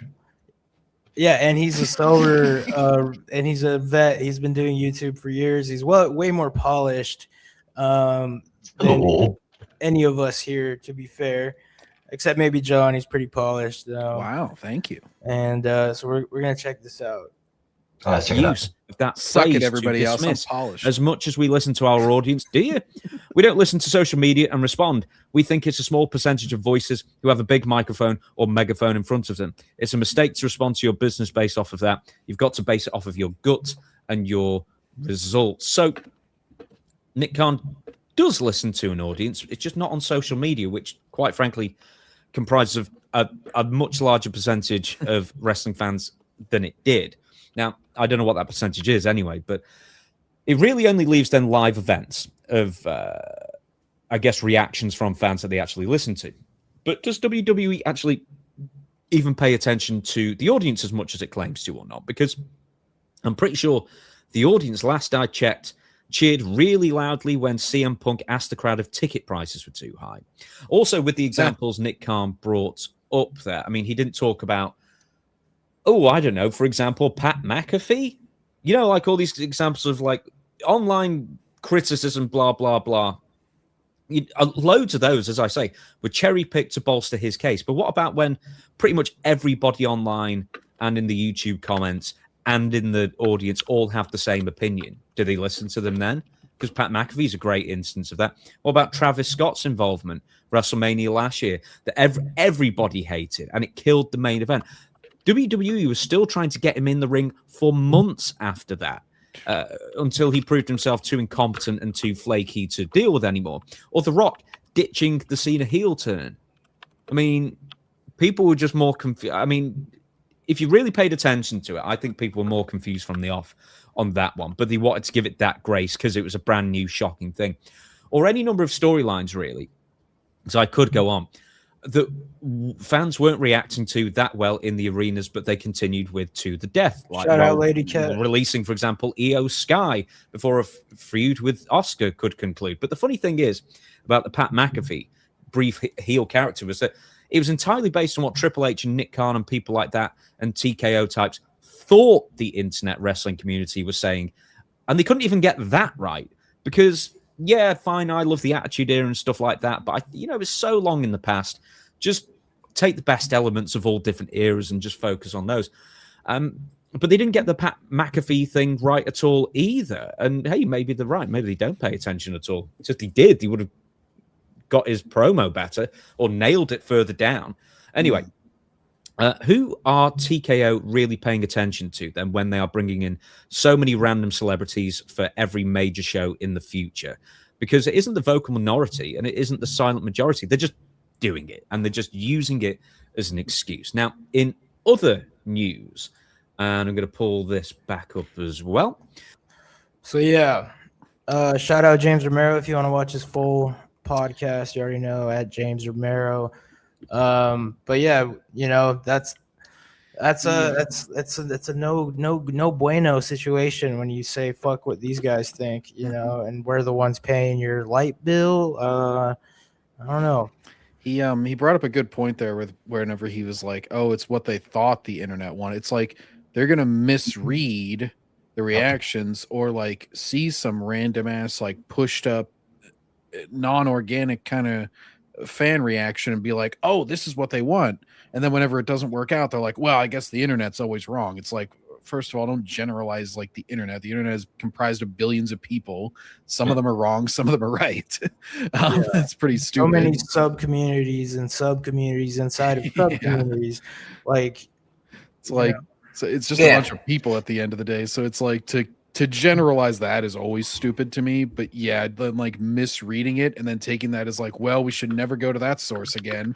It's like if you read a bad newspaper article and you're like, well, newspaper article writers, they're just stupid. So you know what? I should never listen to them again because that one was bad. It's like... Absolutely. All right, I got the next one here. Now this one relates to the TKO one. So Booker T, on the stage here, says nobody is safe after April 24th WWE releases. Now can you dig that, sucker?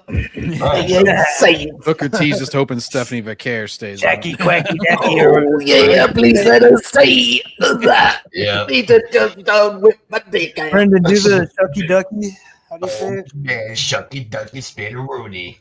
All right, so now Shucky Ducky. Ringside News reported Triple H may be at the center of WWE's latest round of releases, but now Booker T is weighing in on what it all means for the roster moving forward. The April 24 cut saw around 24 names let go, including Bo Dallas, Kairi Sane, leading to debate about who's responsible and how decisions are being made. While reports pointed to Triple H as the key decision maker behind the scenes, Booker T's latest comments changed the focus toward what those releases actually represent for talent. Speaking on the Hall of Fame podcast, Booker didn't frame the cuts as shocking. He framed them as part of business. So, and I quote Booker, after WrestleMania season, we know a lot of guys normally get cut. That's just budget. They got to fix that. This is around 23 people that got cut. I always think this kind of stuff is going to happen. It's inevitable. Okay, keep going down here. I talk to these young guys all the time, and I tell them, you guys got a certain amount of time to really start making improvements for the upper echelon to see. We see something in this guy. I don't know about this guy. It's important for these young guys to really hone in and take this thing as seriously as they possibly can. Not saying that the ones who got cut didn't take it seriously, but you got to figure out how to make yourself stand out in this business, especially today, because there are so many young kids trying to get into this business. Now it's like the Matrix, right? We're growing talent now. I'm not saying that's a bad thing. It's a different thing. And I think today's talent has so much competition. You've got so many people. You're going to be competing for that one spot. I'm talking about the Tyra May Steele Olympic gold medalist that got cut. Season 1 winner of WWE LFG. That should tell everyone that nobody is safe. You got to figure it out. Do something. Might be a new dress. You guys aren't missing anything. Maybe you want to think about upgrading your outfits. They come dressed the same way every week. Man, I never dressed the same way every week. I always had a different pair of boots every day because I had to make myself feel like a star in order for people to look at me like a star. End quote. So the question is, do you think Booker T is right that WWE releases are just part of business, or should the company handle roster cuts differently? Okay, when we had Vito on our show, he said something similar, if you guys recall. He said some of the stuff that Booker is saying. So as for the question ringside brought up, I tend to agree in a way with Booker. No, actually, you know what? Also, I'm 50-50. On one hand, yes, it is part of business. If you're not drawing, if you're not getting yourself over and all that stuff, then yeah, you're going to get cut.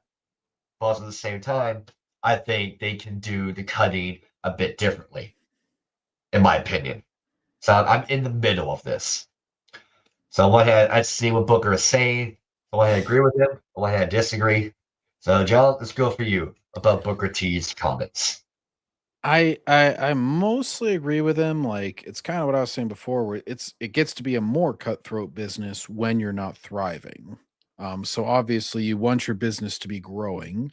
When it's not growing, yeah, you're going to make cuts, or you're going to say, hey, we can keep you around, but you got to take something a little bit more minimal because we can't afford to pay everybody big bucks unless they're drawn big. So mostly agree. I kind of like what he's saying about, like, you know, and that's just one bit of advice about the wardrobe. But it makes a good point there. You know, you got to make it, you have some variety.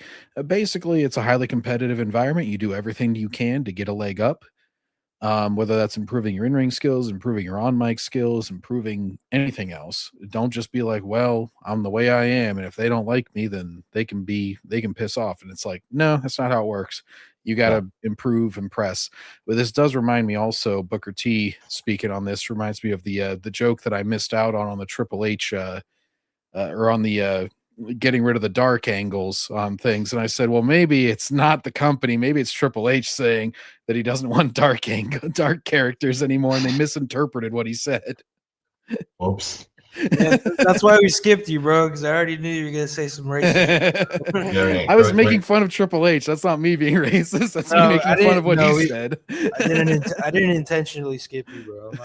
Yeah, we're good. All right, Chris, let's go to you about Booker T's comments. Yeah, but I kind of agree. I do agree, though, because obviously you do need to be a star, though, to get yourself over, though. And if you don't, though, then you're not going to get cut. And I also agree with you, Brendan, though, that they might have to try to, like, handle the cuts differently, though, like, in some cases. Agreed. All right, Tommy, let's go to you. Yeah, I mean, in this business, everyone's expendable. It's the next man up. I don't agree how they fired everyone all at once. It's kind of like, that's what I wouldn't have done. I would have, you know, maybe got rid of a handful of people, but they got rid of like 12, a dozen people. You know, if they got rid of like 6 people, then it's like, okay, now the roster's on notice, you know, and I don't know, they didn't really give the rosters a notice. They're taking it out on the roster, and they should really be taking the pay cut like Nintendo. I think John mentioned Nintendo executives took a pay cut, and and unfortunately the talent's going to get a brunt of that, even though they're just working with what they were given. They're given a script. They're told what to say. you know, and yeah, you know, as far as Booker T goes, he's the man. He's got advice. Yeah, you should have a variety of wrestling outfits. You should have a variety of hairstyles. You know, grow a mustache, grow a beard. If you can't do that, I don't know, like get some eye contacts. You know, do something interesting. Switch it Don't up. shave your eyebrow though. That's I've weird. done that. I have shaved my eyebrows actually. Don't recommend it. But yeah, so that's all I gotta say. Anyway, so Booker T. yeah, absolutely. Hobo, let's go to you, my friend, about Booker T's comments. I'm also 50-50 on it as well. Like, it's up to the talent to make something of themselves. Like the company can only give you the opportunity to do it, and if you don't like take advantage of it, then you're gonna get cut, unfortunately. But there's sometimes sometimes they do hinder you in a way, like they prevent you from going like all out, like being the best you can be at times. So these cuts they're very. I mean, I'll say this about the cuts. Like there is a lot of talent that's employed by WWE right now. So they do gotta start cutting. Like there's a lot of people there that don't need to be there, unfortunately. But they gave them a shot and it didn't work. It also doesn't have creative as shit. So there's trimming the fat and then there's gutting your roster. You know, and there's way too much wrestlers at the moment. They had to do something. I'm not sure, Tommy, to what you mentioned about like, oh, don't cut them all at once. I'm not sure if that doesn't create like a dreaded work environment. If you're like doing a couple cuts, then a couple cuts, then a couple cuts, like spacing it out more, if it doesn't like make everybody fucking paranoid, maybe. Well, that's what I'm saying though, because then everyone's on high alert. Like I don't know if that's the smartest work environment or the most sustainable, but we're already our backs against the wall, so why not try something? If you're already at this point where you're gonna get rid of 12 people or on the chopping block, then maybe I don't know, just do two at I don't know, one at a time even. Yeah, like, I see what you're saying, that like it could inspire them to propose like a new angle, be like, hey, what if I tried this? And might like, pressure creates diamonds. Yeah, I don't know. Then I heard they'll light a fire under her ass. Like basically, if you don't get your shit together, because that whole 2-day notice is bullshit. If they say, I'll give you 6 months to figure this shit out, or we're getting rid of you. Yeah, just give them like a heads up a few months in advance, and then see what happens. Yeah, and if, at that point, let's say you gave them 3 months, just for example, and they don't improve or they don't do what you say. At that point, okay, then we're gonna cut you. You don't need a lot of time on TV. It's weekly, so bi-weekly. In 2 weeks, this guy could be on a hot streak. You know what I mean? I would give him 3 days. I've done 3 days. Sorry, 3 months. I would give him 90 days. Also get guys like Booker T to help you out, like try to get your character or in your ring work better. Legends. It seems like they have no faith in their roster or themselves to fix it. And they're just kind of like, all right, cut the roster, cut the fat. And unfortunately, there's a lot of flavor in the fat. You know what I'm saying? Like, that's very true. That's very true. Okay, Paladin, your thoughts, my friend, on Booker T's comments. Well, I have to say, I would be 50-50, like Hobo was stating. I would have to say, well, you can make the best of your opportunity, yes, but I think at the same time when it comes to cuts, if you're the unfortunate one who's got to be the best of luck in your future endeavors, that's just the way it is. I mean, like a lot of wrestlers that have, say come and gone through our time, like they were given tryouts, they were given some TV time, but it didn't always work out. So they had to be cut because they couldn't fit the mold in, the world of WWE. That was just the way it is. Some of them just may have been around for a year or two and they left. Others, became icons, larger than life. So it's just with the wrestling business, it's 50-50. It's hit and miss. Yeah. You don't know how far you're going to get. If I started wrestling, like if I had started, I wouldn't know where I would end up. I'd probably just end up in a local like indie promotion. That's it. Period. I'd be super lucky to even get a contract. And that's with, an say, a insult to major. indie promotions, Paladin. I'm sorry. I'm just fucking with you. Yeah. Yeah, right. Yeah, but you know, but it's just at the end of the day, that's how business is conducted. You can't change it. It'd be very hard. Yeah, it'd be very hard to. Yeah, that's just how they have to be. It's like it's essentially I'll keep you, cut, keep. Yeah, that is at the end of the day here. Okay, Paladin, what's next, my friend? I know we got 3 left before we get to the main event. So which one would you like to do next? Okay. Let's do let's see. Tony Khan accused of purposely benching talent, avoiding conflict, and ghosting executives. Yeah. Okay. Ooh, Great picture. This one. Yeah, man. He You looks so gotta happy. you gotta give my background in a couple of seconds. Take it all in. Good. I'm on a show. I'm on a podcast. Oh my god. Good. Got those eyebrows. We're interviewing All right. Yeah. Sorry. Just had to do that. Let's get the man of the hour here. Right. So here's what it has to say. So Nicola Piccolo is turning up the heat again on Tony Khan.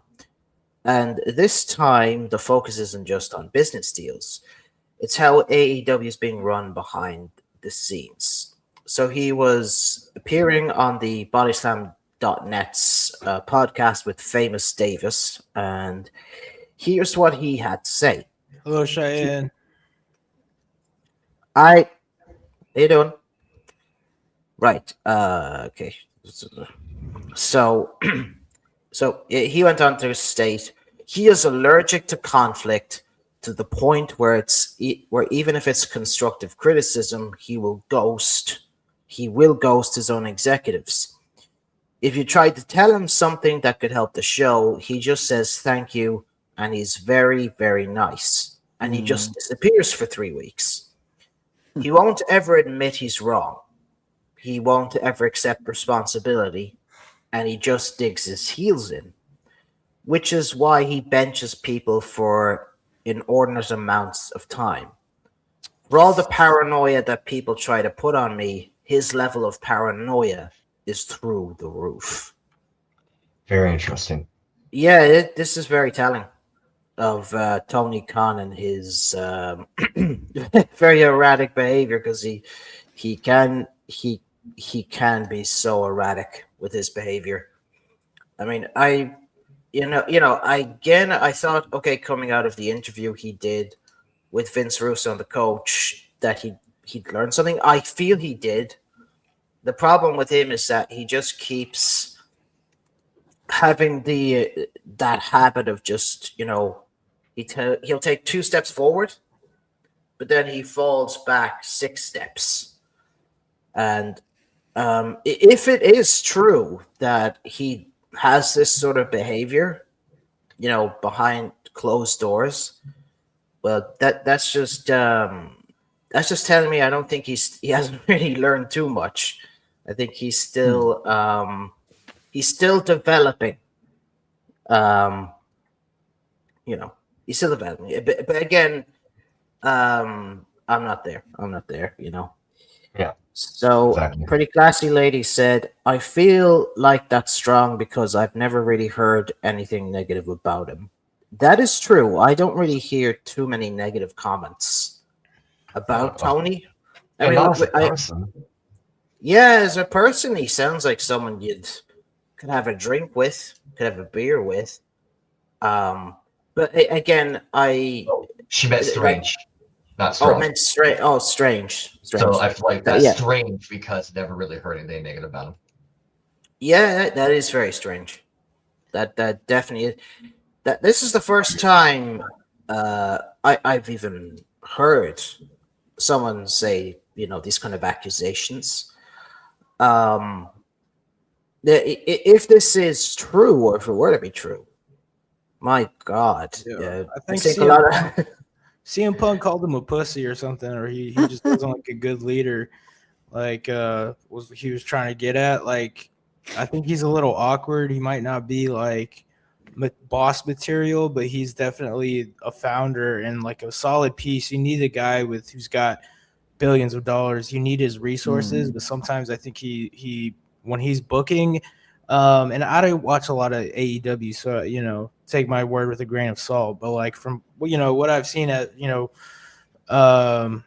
Wendy, I've seen AEW in Dallas. I wasn't in Dallas, but I bought the pay-per-view, right? Like I supported them, and they do have a lot of talent, and unfortunately benching talent is like I said, you don't want to overexpose a lot of your John Moxleys, your MJFs, your Darby Allins. You don't want to overexpose them doing Extreme Rules matches every night, and I think that's like one thing. The pay-per-views, there is like Extreme Rules, but it's like we do like that, and we do like the Fatal 4-Ways, but like at a certain point, like I don't know, you got to use more, all of your talent.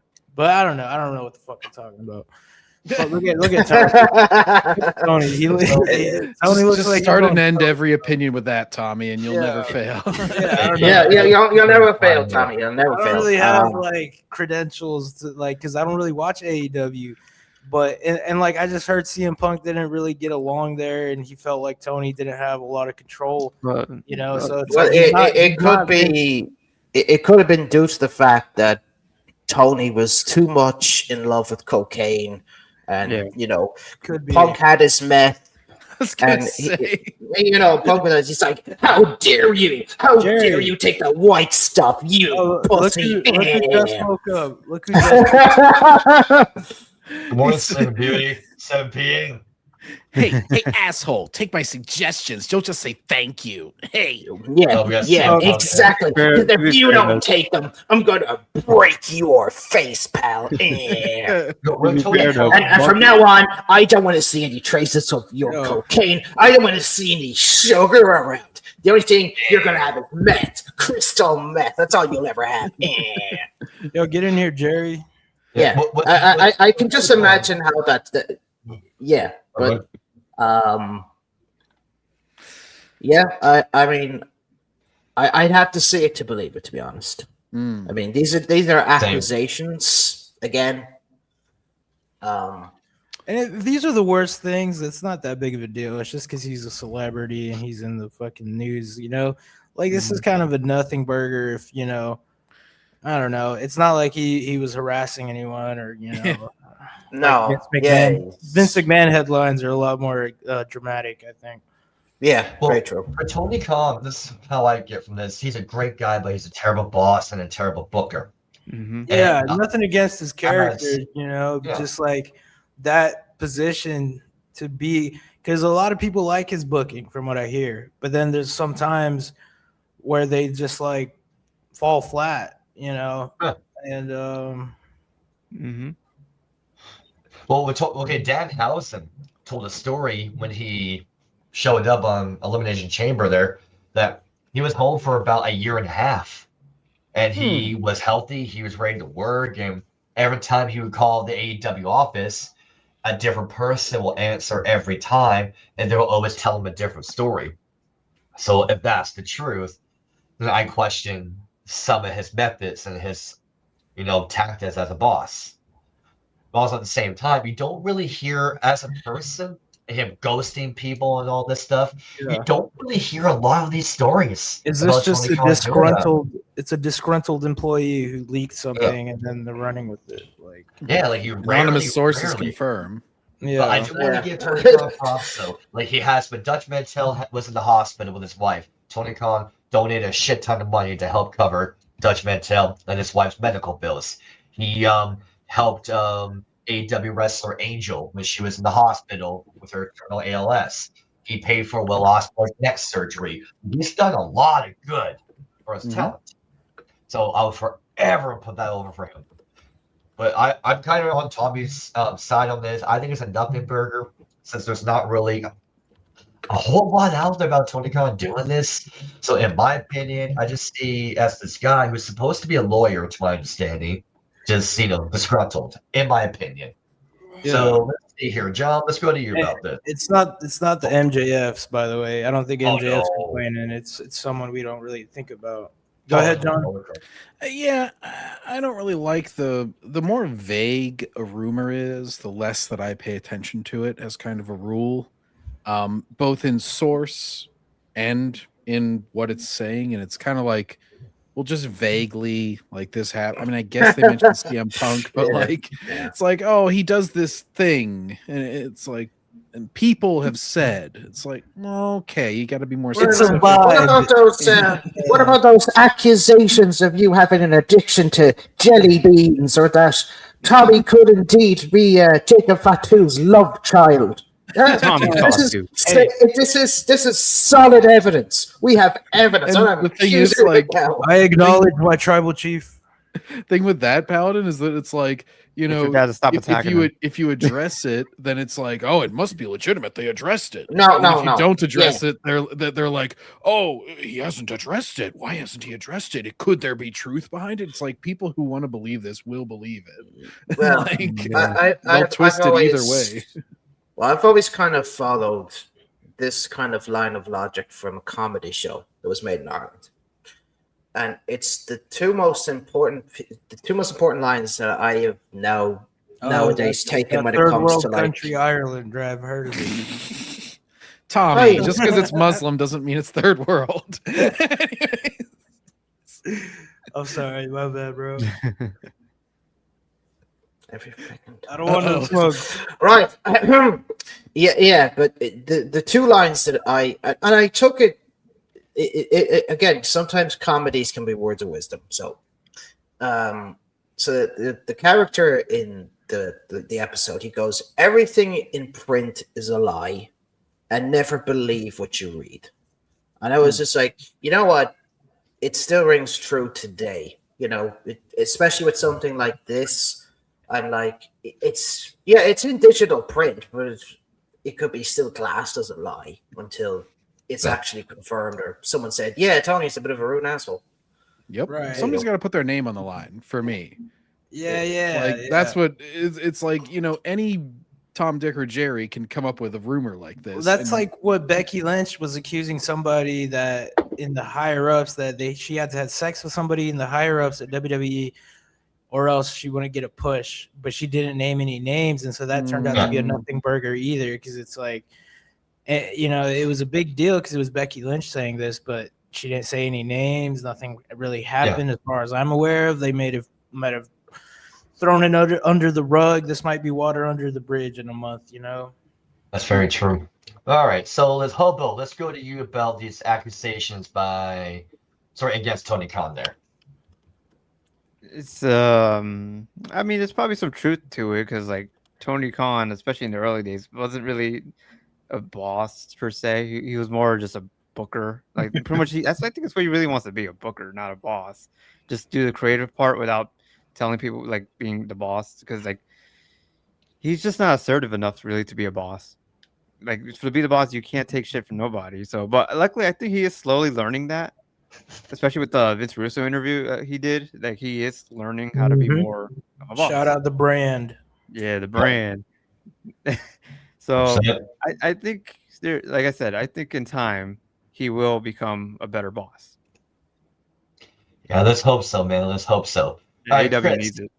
Yeah, absolutely. Okay, Chris, I'm for you. I gotta catch on a couple chats here from our friend Wendy. Okay, she was asking about right here. Oh, never mind. I'm sorry, Brendan. Your profile pic looks like a Beetlejuice without makeup. Okay. This is an old picture. You kind of look like Jerry's kid there. Yes. Okay. Oh no. That's what the D stands for. Jerry Dad Stills. Right.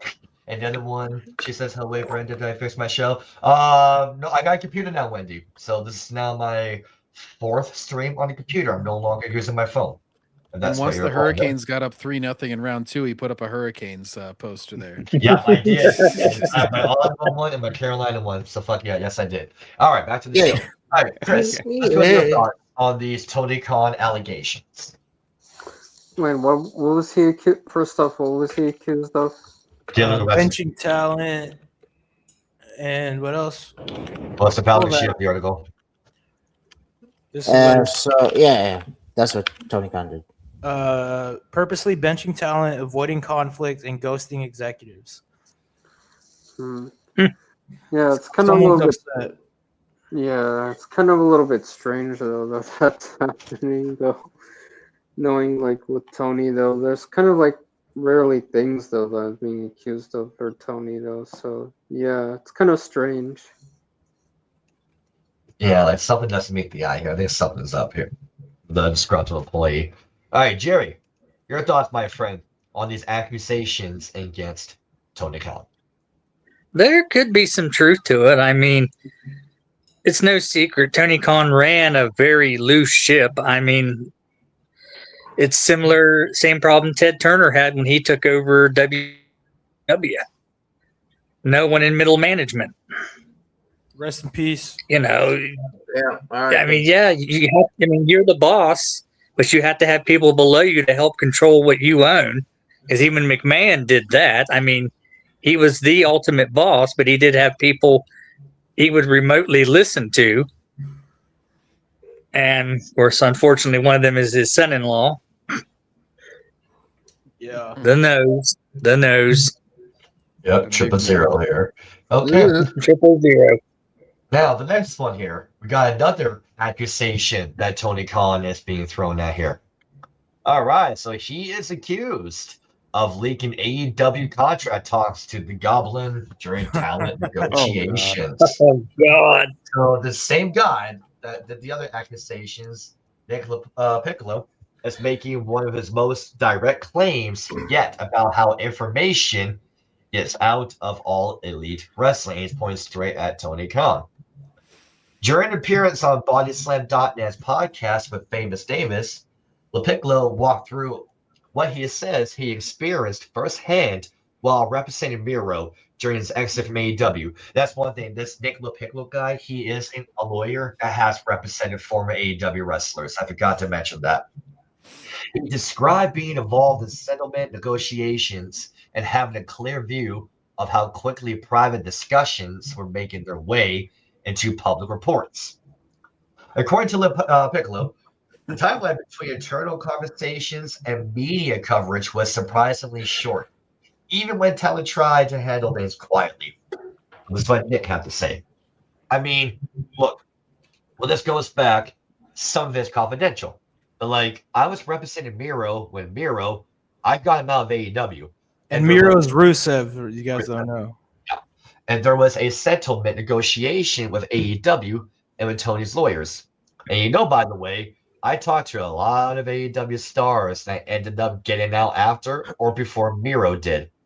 But in those talks, like I knew everything, how everything was getting leaked from that time, that, like, you know, he tried to babyface Tony and asking for his release kindly. And then at 6 hours later on Fightful, I mean, like, at least either through Fightful, at least through Meltzer.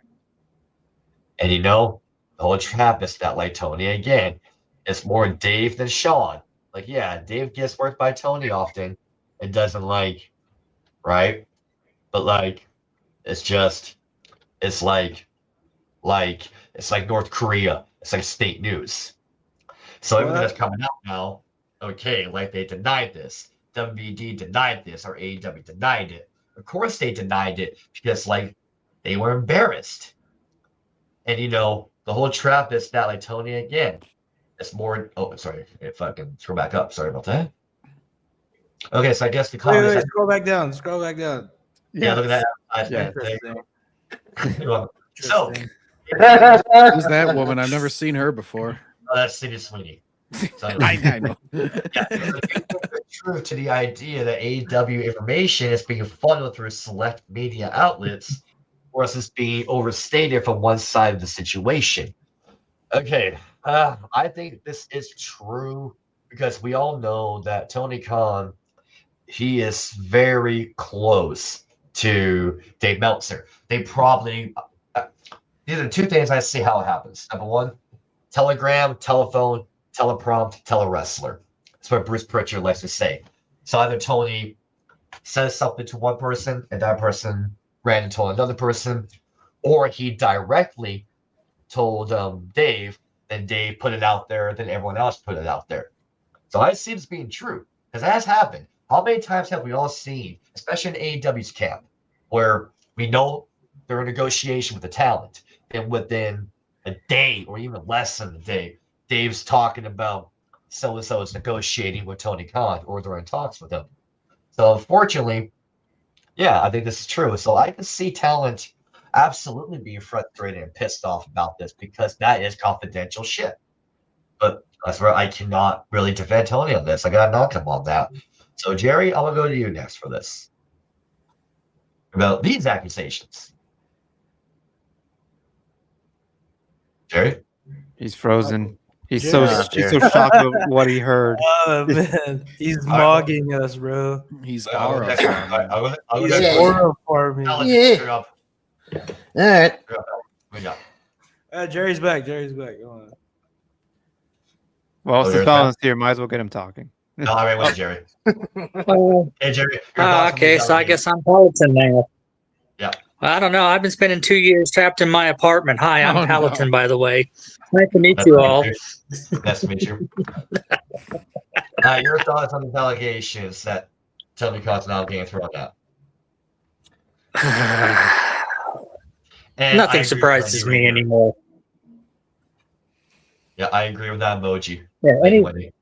Yeah, nothing surprises me. I mean, it wouldn't surprise me if Dave was just making all this up because he's pissed off that Khan had that talk with Vince, and he's scared. He's scared because it's no secret Vince doesn't care much for Dave.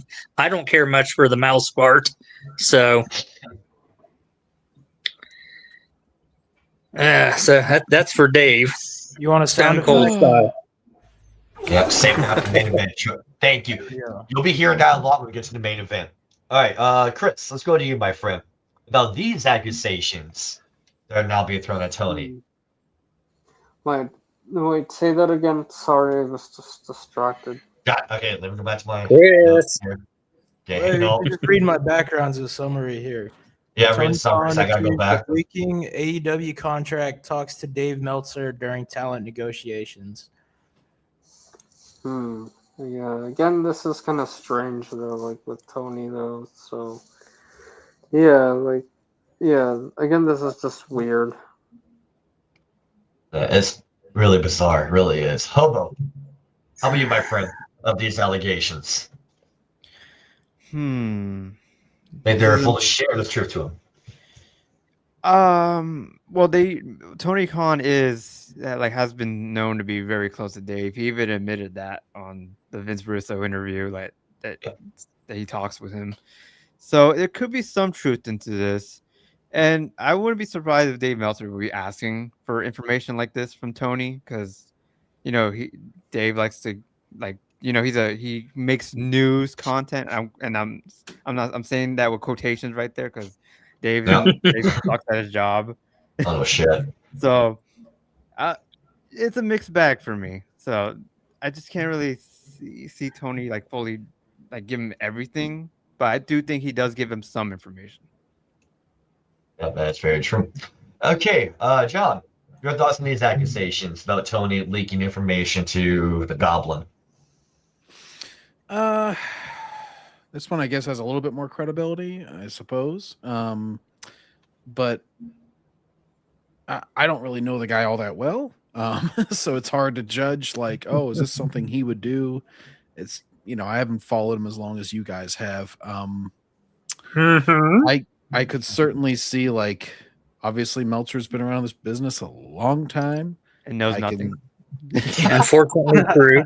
Well, unfortunately, he has his claws in things. That's the one thing that longevity normally gets you is that like you're like a tick. It's hard to get you off of there. It's and you're just gonna leech off of it for as long as you can. And so he is effective at getting this sort of information. So that's what lends me to believe that it's a little bit more credible.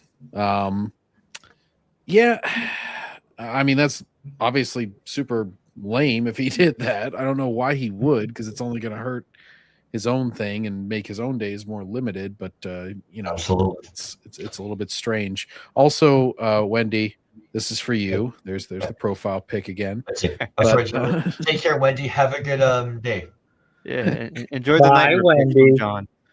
Yeah, there's your nightmare. Call me the American Nightmare. Nobody else has taken that, I'm pretty sure. Oh yeah, thank you, Wendy, for watching. Oh, that means John. That means John has a lisp now. Oh Fair no! enough. All right, let's go to our next special friend here, Paladin.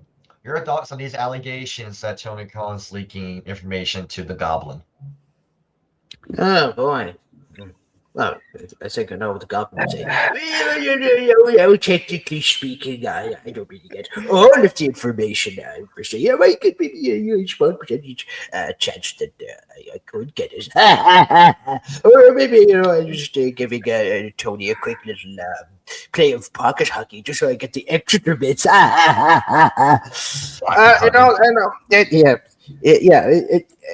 It would not surprise me if the Goblin is getting into Tony's ear. I mean, for God's sake,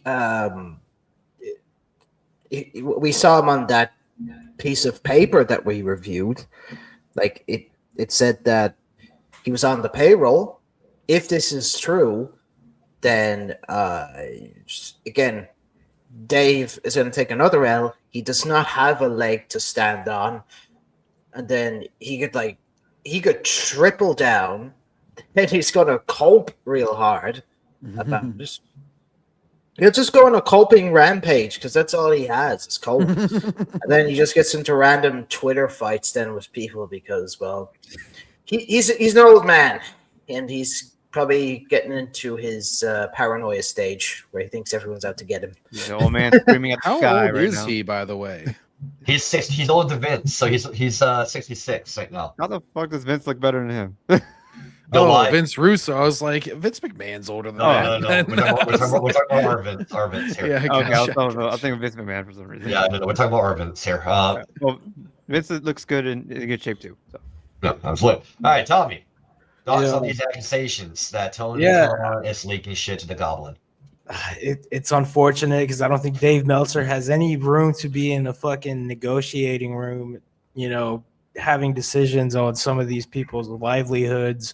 Like Vince McMahon would never have Dave Agreed. Meltzer there.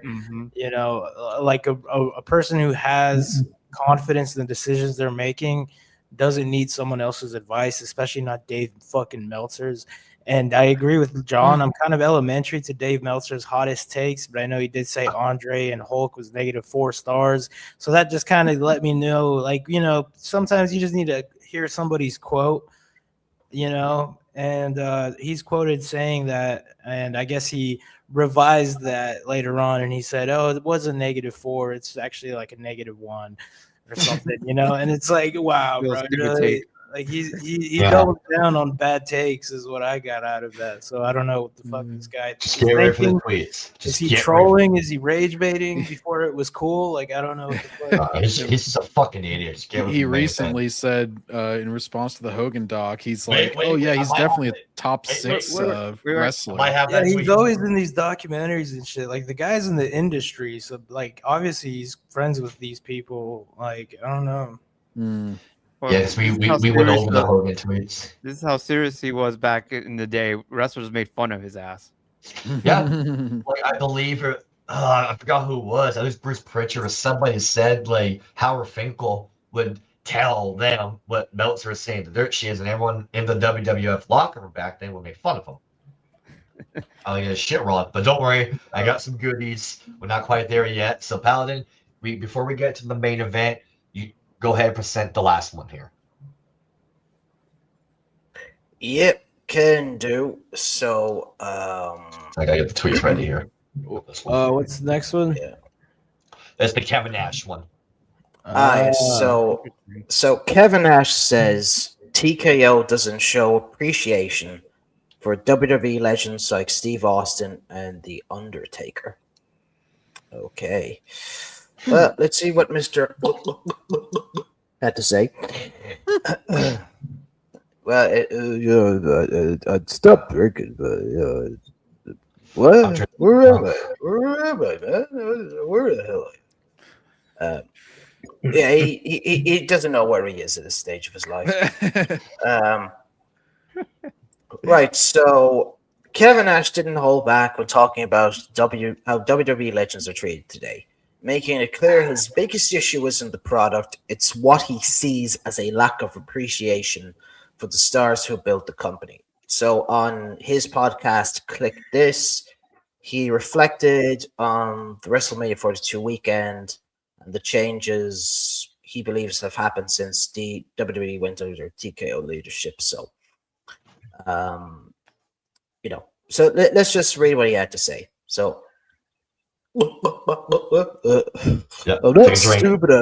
I'm not stupid. I'm not naive. I understand that the bottom line is it's a business. What's the left business as? No matter if you love Vince or you don't love Vince from the boys' standpoint. If you had a relationship with Vince, and you were a guy that pushed those stuff, as Michaels, the Triple H guy, Steve Taker. If you were a guy that pushed those numbers, you had a relationship that was gold, man. Now, I don't think that they look at Steve Taker the same way. I don't know. I'm talking about TKO or myself, or as we know first with the Adjustment Bureau, fucking government, whatever they want to call themselves. Who am I? I don't know. They just don't show the appreciation. I felt, and may because I was running on fumes more like alcohol, but it felt kind of soulless. It sounds like kind of like having a president who's no experience in warfare. Just doesn't get it. I mean, probably doesn't mean getting as drunk as myself, but you get the point. Some of the questions: do you think WWE does enough to honor legends like Austin and Taker, or are they right to not really acknowledge and respect them? I want to add to this too. This I didn't know this until recently. Vince McMahon Jr., like when he bought the company from his dad, he kept many people that worked for his dad on the payroll to look after them during retirement. Like he made sure up until his passing, Gorilla Monsoon was well taken care of. Lou Albano was well taken care of. Many people that worked for his dad that stayed loyal to the family and helped Vince Jr. out. He took good care of them. And there is that respect there, like their royalty. So I'm agree with Nash here. They don't really give a fuck about the legends that paved the way anymore. They don't treat them with respect. And a perfect example of that is if you look at WrestleMania last year, when Triple H was inducted, Triple H had to have his personal entrance for the Hall of Fame. You can see Bret Hart and Steve Austin eye rolling and looking at each other and looking like, look at this fucking Mark. He's got to get his own entrance. Just like a lack of disrespect. No, I agree with Ash 100%. Like, no, they don't show respect to veterans and legends anymore. Compared to when Vince McMahon was around. Well, Vince did, and he took care of you. That's my take on it here. So let's see. Tommy, I'm going to go to you next for this. Yeah, Steve. I mean, Kevin Nash. As much as I don't agree with everything he says, I do believe him in this instance. Like, apparently there wasn't catering, there wasn't any food at WrestleMania. That's right. It's like the little gestures of kindness and those gestures of appreciation go a long way. And I think they start adding up and stacking up, and you don't resemble the old boss, And like Brendan was saying, for all McMahon's wrongdoings, he did do a lot by his main eventers. At least, he did a lot of good by them. And I mean, it's just like unfortunate that they don't have statues for like a lot of guys. Like I know that at WWE headquarters they have statues of Triple H and Undertaker, but like these guys, it's like you there's not a lot you can do to pay them back. So like, how about just have some courtesy, when they come out to an event, because these guys are like beating down veterans, in the game who've like a lot of them die in a gutter chasing a fake championship, and there's a lot of money in there, and it's a tough business. So yeah, I respect Nash as far as his wrestling career, and I'll have to take his word on this, that if he feels disrespected and others feel disrespected, like I doubt Taker has anything to feel bad about. Like he's just in the thumbnail for clickbait, you know what I mean? Or like in this ringside news screen grab we have here. But like, because Taker's well taken care of, like he's got a whole ranch, and like so does Austin. But yeah, I guess, Nash might feel slighted, and a couple other guys probably feel slighted too, because they weren't necessarily winning all the time. They were looking up at the lights, losing a lot because they're, bad guys, especially Kevin Nash and Scott Hall. They were bad guys most of their career. Sure. All right, and back then, it's like the baby face always got to beat the heel, right? Yep, And, that's very true. Eventually, yeah. Because like Scott Hall helped create Shawn Michaels. You know what I mean? Yeah, that's true. That ladder match, the first one ever, like that was Scott Hall. And Diesel, that was a whole other gimmick after Kevin Nash. Like, or Diesel was first, right? It was Diesel. Yeah. Then he went back to WCW, and just like the dude's always been undeniable. Like he's a physical specimen. You know what I'm saying? Physical specimen. Yep. All right, Hobo, let's go to you. Thoughts on Nash's claims? I do agree with what he's saying, frankly, because like if you've seen like how TKO and Triple H booked the legends they had in their roster, like John Cena and Goldberg, yeah, they were not treated well. Bill Goldberg. Oh shit, I gotta be careful, Bret Hart. But anyways, yeah, have you seen how they're booked? My God, like it was just terrible. I feel bad. Their legacy is pretty much like scarred from that. And just the lack of respect from TKO, like giving like legends like low offer deals when they help make the damn company. If it wasn't for those legends, you wouldn't have a WWE. So at least give them some respect, Yeah, absolutely. All right, Chris, let's go to you, my friend. Well, Nash's claims. Yeah, I believe that his claims, though, that they're disrespecting the legends, though, like this is no doubt Triple H's doing, though, because he's having them like kiss his ass, though, and apparently that's not even enough for him, because the guy's like an egomaniac, saying that, knowing that he thinks in his mind, though, that he's better than all these legends, though, when he knows that it's not the truth. Very true.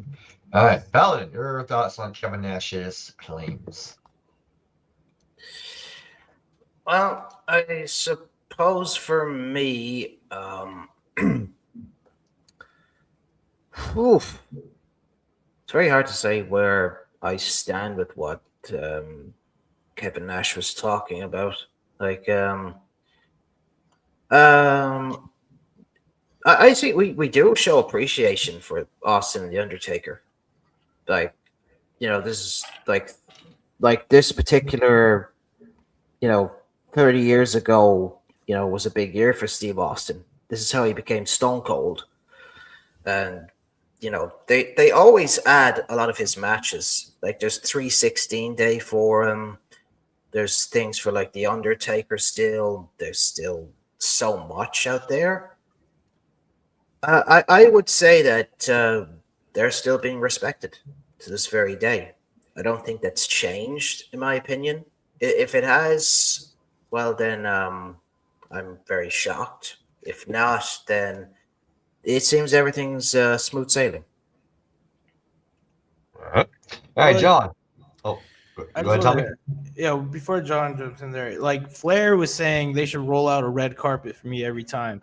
I didn't get that impression from Kevin Nash. He's always seemed to be a lot more humble than that. So if he's saying something, that makes me think like, okay, maybe there's some truth to that. But go ahead, John. All right, John, your thoughts on Kevin Nash's claims? Yeah, so it sounds like he's not talking about them like in programming or anything. It's basically like if they show up somewhere, treat them nice. And in the end, that's like such a drop in the bucket to do that it's totally worth it. Like that's one of the like I was talking earlier about how you got to make cuts whenever your business suffers, in attendance or buy-ups, whatever. That's fine whenever we're talking about millions and millions of dollars in contracts and such or salaries. But whenever it's talking about like, oh, get these guys some lobster or something, it's like, all right, that's like pretty minuscule a couple times a year, all right, a few $1,000 or whatever. And it probably wouldn't even cost that much to just like, get them some good transportation, get them some good catering, and just be like, yeah, we're gonna treat you well if you come. Pay for their hotel. Yeah. It's like it's pretty minimal as far as the effort goes from the organization. So I'm a little bit less lenient on the company in this respect because it's like it is such a minuscule amount of money that they're asking you to spend. It's basically like it's more about the effort than really even the money. Like I'm sure that these guys have the money to pay for these things, but it's like you can't like just make this easy for me if you're going to have me back and like benefit off me coming back. Like, come on. Absolutely. All right, now it's time for the main event. Okay, so I hope everyone's got their Vicodin, their alcoholic beverages, their weed. Vicodin. Don't mix those two, by the way. Everyone got their CM Punk crystal meth. Are we going to the Tribal Chief or are we doing SummerSlam? And I got okay, my bad. Okay, I forgot those. So the Roman Reigns ones. Do I have those? Thank you for reminding me there, Tommy. Tommy with that eugenics angle. Yeah, we got. I know I'm stoned, but I know we have order here. There's order here. Okay, see Roman. Yeah, okay, let's do Roman Reigns here. The weed. I can go till probably like 8:30, and then we could have like. So let's do these quickly, Yeah. Okay. So I'll do Roman. Tommy's like I'm operating on borrowed time. Yeah. hurry the fuck up. My bad. I forgot about Roman. Okay. So Roman Reigns. So for those that don't know, here let me do the screen share. Wait, I got this too. Before you share that, it says report the reason why Roman. Oh, sorry, motherfucker. I got. Hang on. So I gave you power and you've abused it. Hang on. I gotta fucking add it. Hang on. I got it.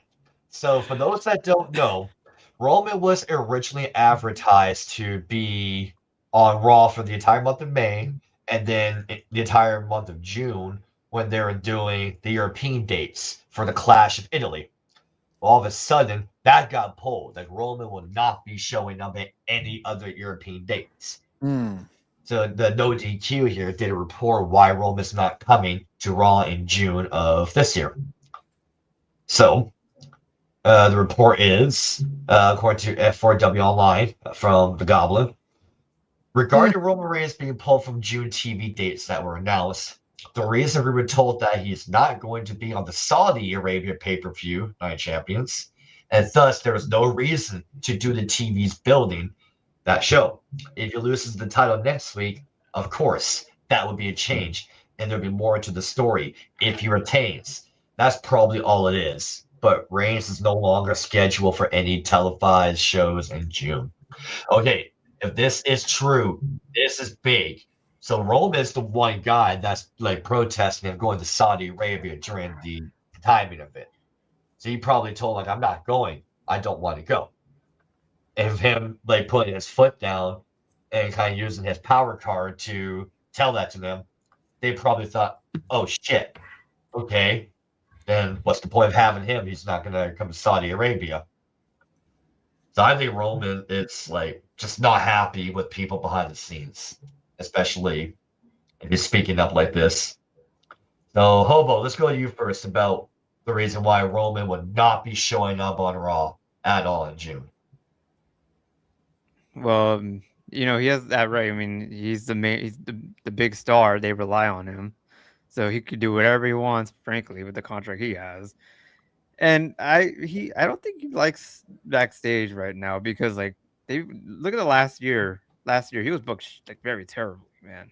Yeah. They did not know how to use him, so understandable why he's upset with like how he is now. I mean, yeah, he's the world champion, but he wasn't. He was pretty obvious that he wasn't chosen to be that. I think either TKO or Saudi wanted him to win the Rumble, so it was not even their choice, like backstage, to choose Roman to be the guy again. But they needed a star, so Roman fits the bill, of course, because he's the only one that really draws. Yep, that is true. All right, Chris, your thoughts on why Roman's not coming to Raw at all in June?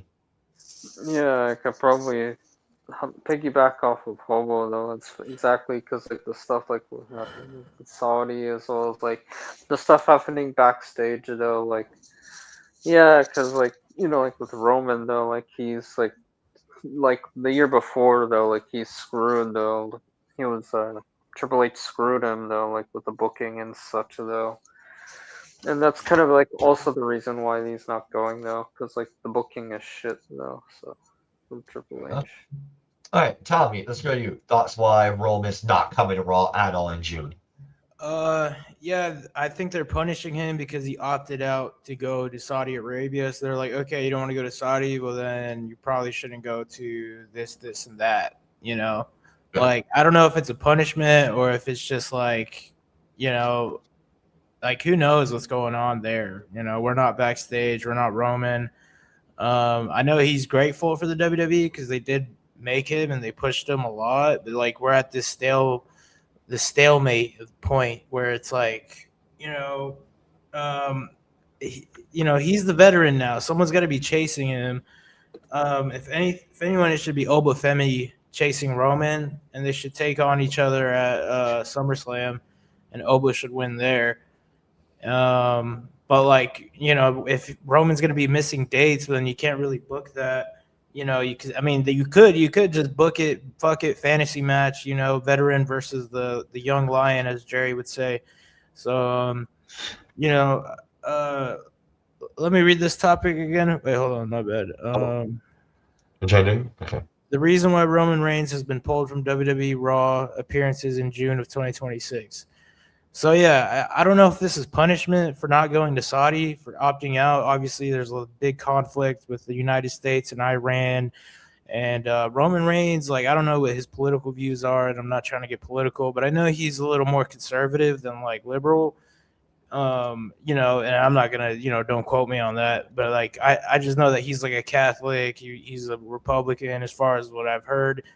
Or at least he didn't say, like, I don't think he endorsed Trump, but he's just like, yeah, he's all right, and then people ran with that. So I don't know how much credibility that has, but I think he might feel unsafe. Like WWE could barely do security in Vegas. Are they going to do it in Saudi? Because this is like, Russia fucking snatched that basketball chick. You know what I mean? What's that girl who got snatched in Russia? Brittany Griner. Oh yeah, wasn't she like smoking weed when that's illegal there or something? Yeah, so I don't know. Maybe Roman smokes weed and he's like, I can't take weed there, and I don't want to go there. Roman's, his wife shows her got face. His tribal blunts. He needs tribal weed. Yeah, Right. he needs figs, man. He's an island boy, bro. Like, God, let's not get on that fucking. That's why Tommy smokes so much. It's the Samoan side of it. Yeah, it's his genetics. Yeah. Well, shout out to my friend Alex who says no man hates good talent. Yes, he does. Alright. So, Paladin, your thoughts on why Roman decides not to come to Raw at all in June? Well, again, I've always said that Triple H has hated people who can get over on their own, that they are not one of his projects, because every last one of his projects has failed. It's fact. We've seen the results. You look at a lot of like the ones that Vince picked. Vince chose great picks, and look at them flourishing and thriving. They're doing great. But it's just that Noseman's keeping them down because they are talented. Something he didn't have when he was wrestling. It's something that he lacked for such a long time. You looked at, whose shadow he was under: Rock, Undertaker, Shawn Michaels, Undertaker, Kane, Big Show, Kurt Angle. He was being But he had his outshunned time. by- He had Yeah, his he time. did. I'm not saying that. I'm not saying that I'm not saying that. He did have his time. Like, don't get me wrong. He became the Game, the Cerebral Assassin. He was one half of DX. He created Evolution. So We all miss that Triple H. He's turned to the dark side. Yeah, when he was cool. Hey, don't insult me like that. I never would go to the dark side.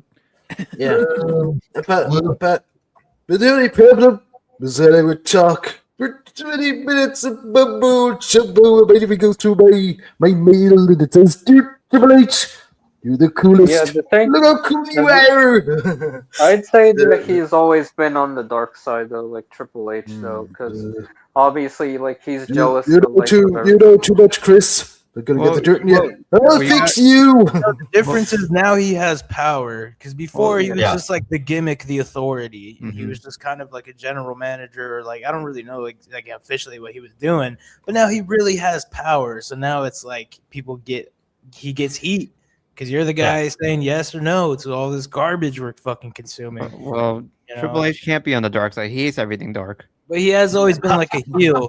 He's been a great heel all his career. Like, DX, he was kind of a baby face, kind of a tweener,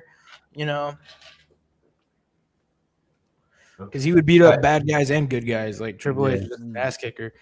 Yeah, he'll be in the middle there. But Yeah. All right, John, let's get your thoughts here on why Roman decides to not be on Raw for all of June. Yeah, I mean, it could be seen as a protest, I suppose. It could just be like a scheduling thing. I'm not sure. Or a security thing. Yeah. That's true. I honestly trust the Saudis more than I do WWE with that. Yeah, they I mean, probably- because the people don't represent their government. A lot of the times, half the country doesn't like our current government. Well, what I mean? I just mean that like they're used to dealing with an unstable region, and so they would probably make and they really want to make money off of international events being there. So the Saudi government would probably be like, "Oh yeah, it's top priority. We got to make sure that this shit stays safe," because we actually the most recent, I think, like Prince or whatever there, he's like really trying to get away from the oil shit and like trying to be like, okay, I want to. That's why you've seen them buying up so many like portions of entertainment companies like Capcom and shit, because they're like trying to invest in they're trying to diversify shit way more.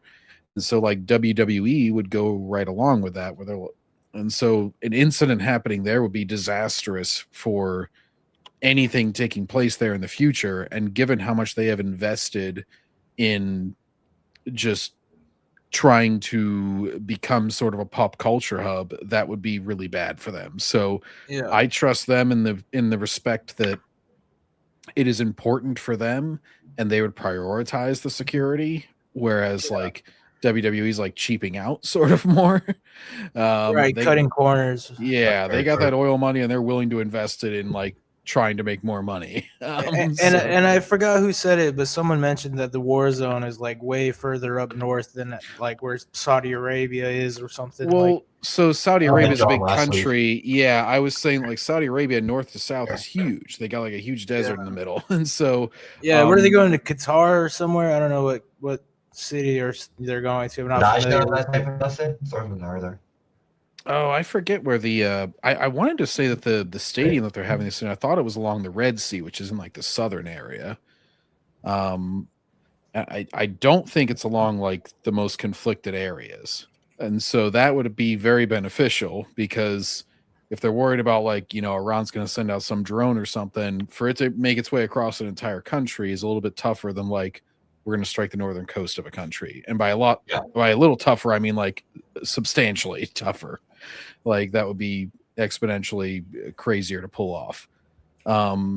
And I'm not really sure. And you also assess like the cost benefit. It's like, what do they benefit from? Oh yeah, like- it's Riyadh. It's usually Riyadh, Saudi Hmm. Arabia.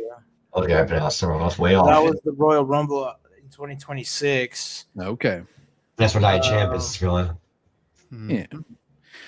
Yeah, because there's a lot of like Muslim holy sites and stuff that Iran wouldn't even want to attack in Saudi Arabia. Like it's the birthplace of their religion and everything. So there are certain like sacred kind of areas as well. I don't think that's one of them, but you know, there's kind of untouchable areas, and there's also just harder to reach areas just due to geography. Yeah, can I share this screen? It's a map. Yeah, there you go. You got it? Okay. Yeah, so Iran's up here. This is where the conflict is happening, and Saudi Arabia is all the way over here.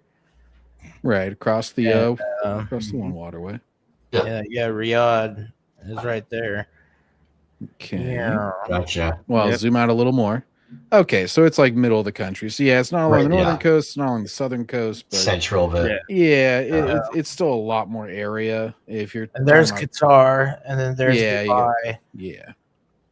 So I UAE think and these stuff guys is are right safe. along If the anything, coast. Dubai is more of a hot spot because it's right there. Right. Yeah. And that's what has suffered from it as far as a tourist destination that has been hit. Right. Gotcha. So you have sort of a buffer zone there a little bit. And also, you know, like I was saying, it's like it's cost benefit. It's like, would Iran want to go after, what's the motive there? And like, they're only that would only turn more people against them if they're attacking random entertainment events. Yeah, Like, the talent, if they're worried, they just need to move really smart. Don't bring weed on the plane. Don't do anything stupid. You know, move really smart, yeah. I mean, you there's know? certainly rules with the Saudi government too. Yeah, Right. like especially with women and everything, as we know from the shows. It's like, yeah, don't like disrespect, you know, whatever culture you're staying in. Right. You know, that's Yeah, in my view. they don't even like gay jokes. You can't do gay jokes in the Middle East, like because they Oh, they won't say allow they it. don't like gay shit at all. Right. That's why Meltzer can't go over there. All right. So now, we got one quick one here. I'll just quickly present this and we'll go to the main event. So if this is true, these are the SummerSlam, tickets here. So if these are true, this is not, in my opinion, what I get from looking at this, this is not good. It just shows that WrestleMania ticket sales bombed, probably backlash as well. So now they're charging, $390 in the higher rows, $1,091 for club levels. Upper level, $158, lower, $238. And your floor seat, especially near like your ringside, you got $1,342. Then you got $2,664. So I just wanted to quickly get that out there if this is true or not. Because if it is, that shows that like they had to lower the ticket prices to a ridiculous number just to try to sell it. And if SummerSlam does not sell out, that is my prediction where I feel like that he's gone. He beat Triple H. So I guess we'll do a quick opinion of the ticket prices. Tommy, your opinion on the ticket prices and how low they have to lower. I mean, it's about time they've lowered the prices. It makes it more enticing to go to these things, especially if you're a parent and you want something to do with your kids. Whatever. If you're just looking to have like a beer and watch some entertaining, crap, like it's more affordable for the casuals. You know what I mean? Yeah.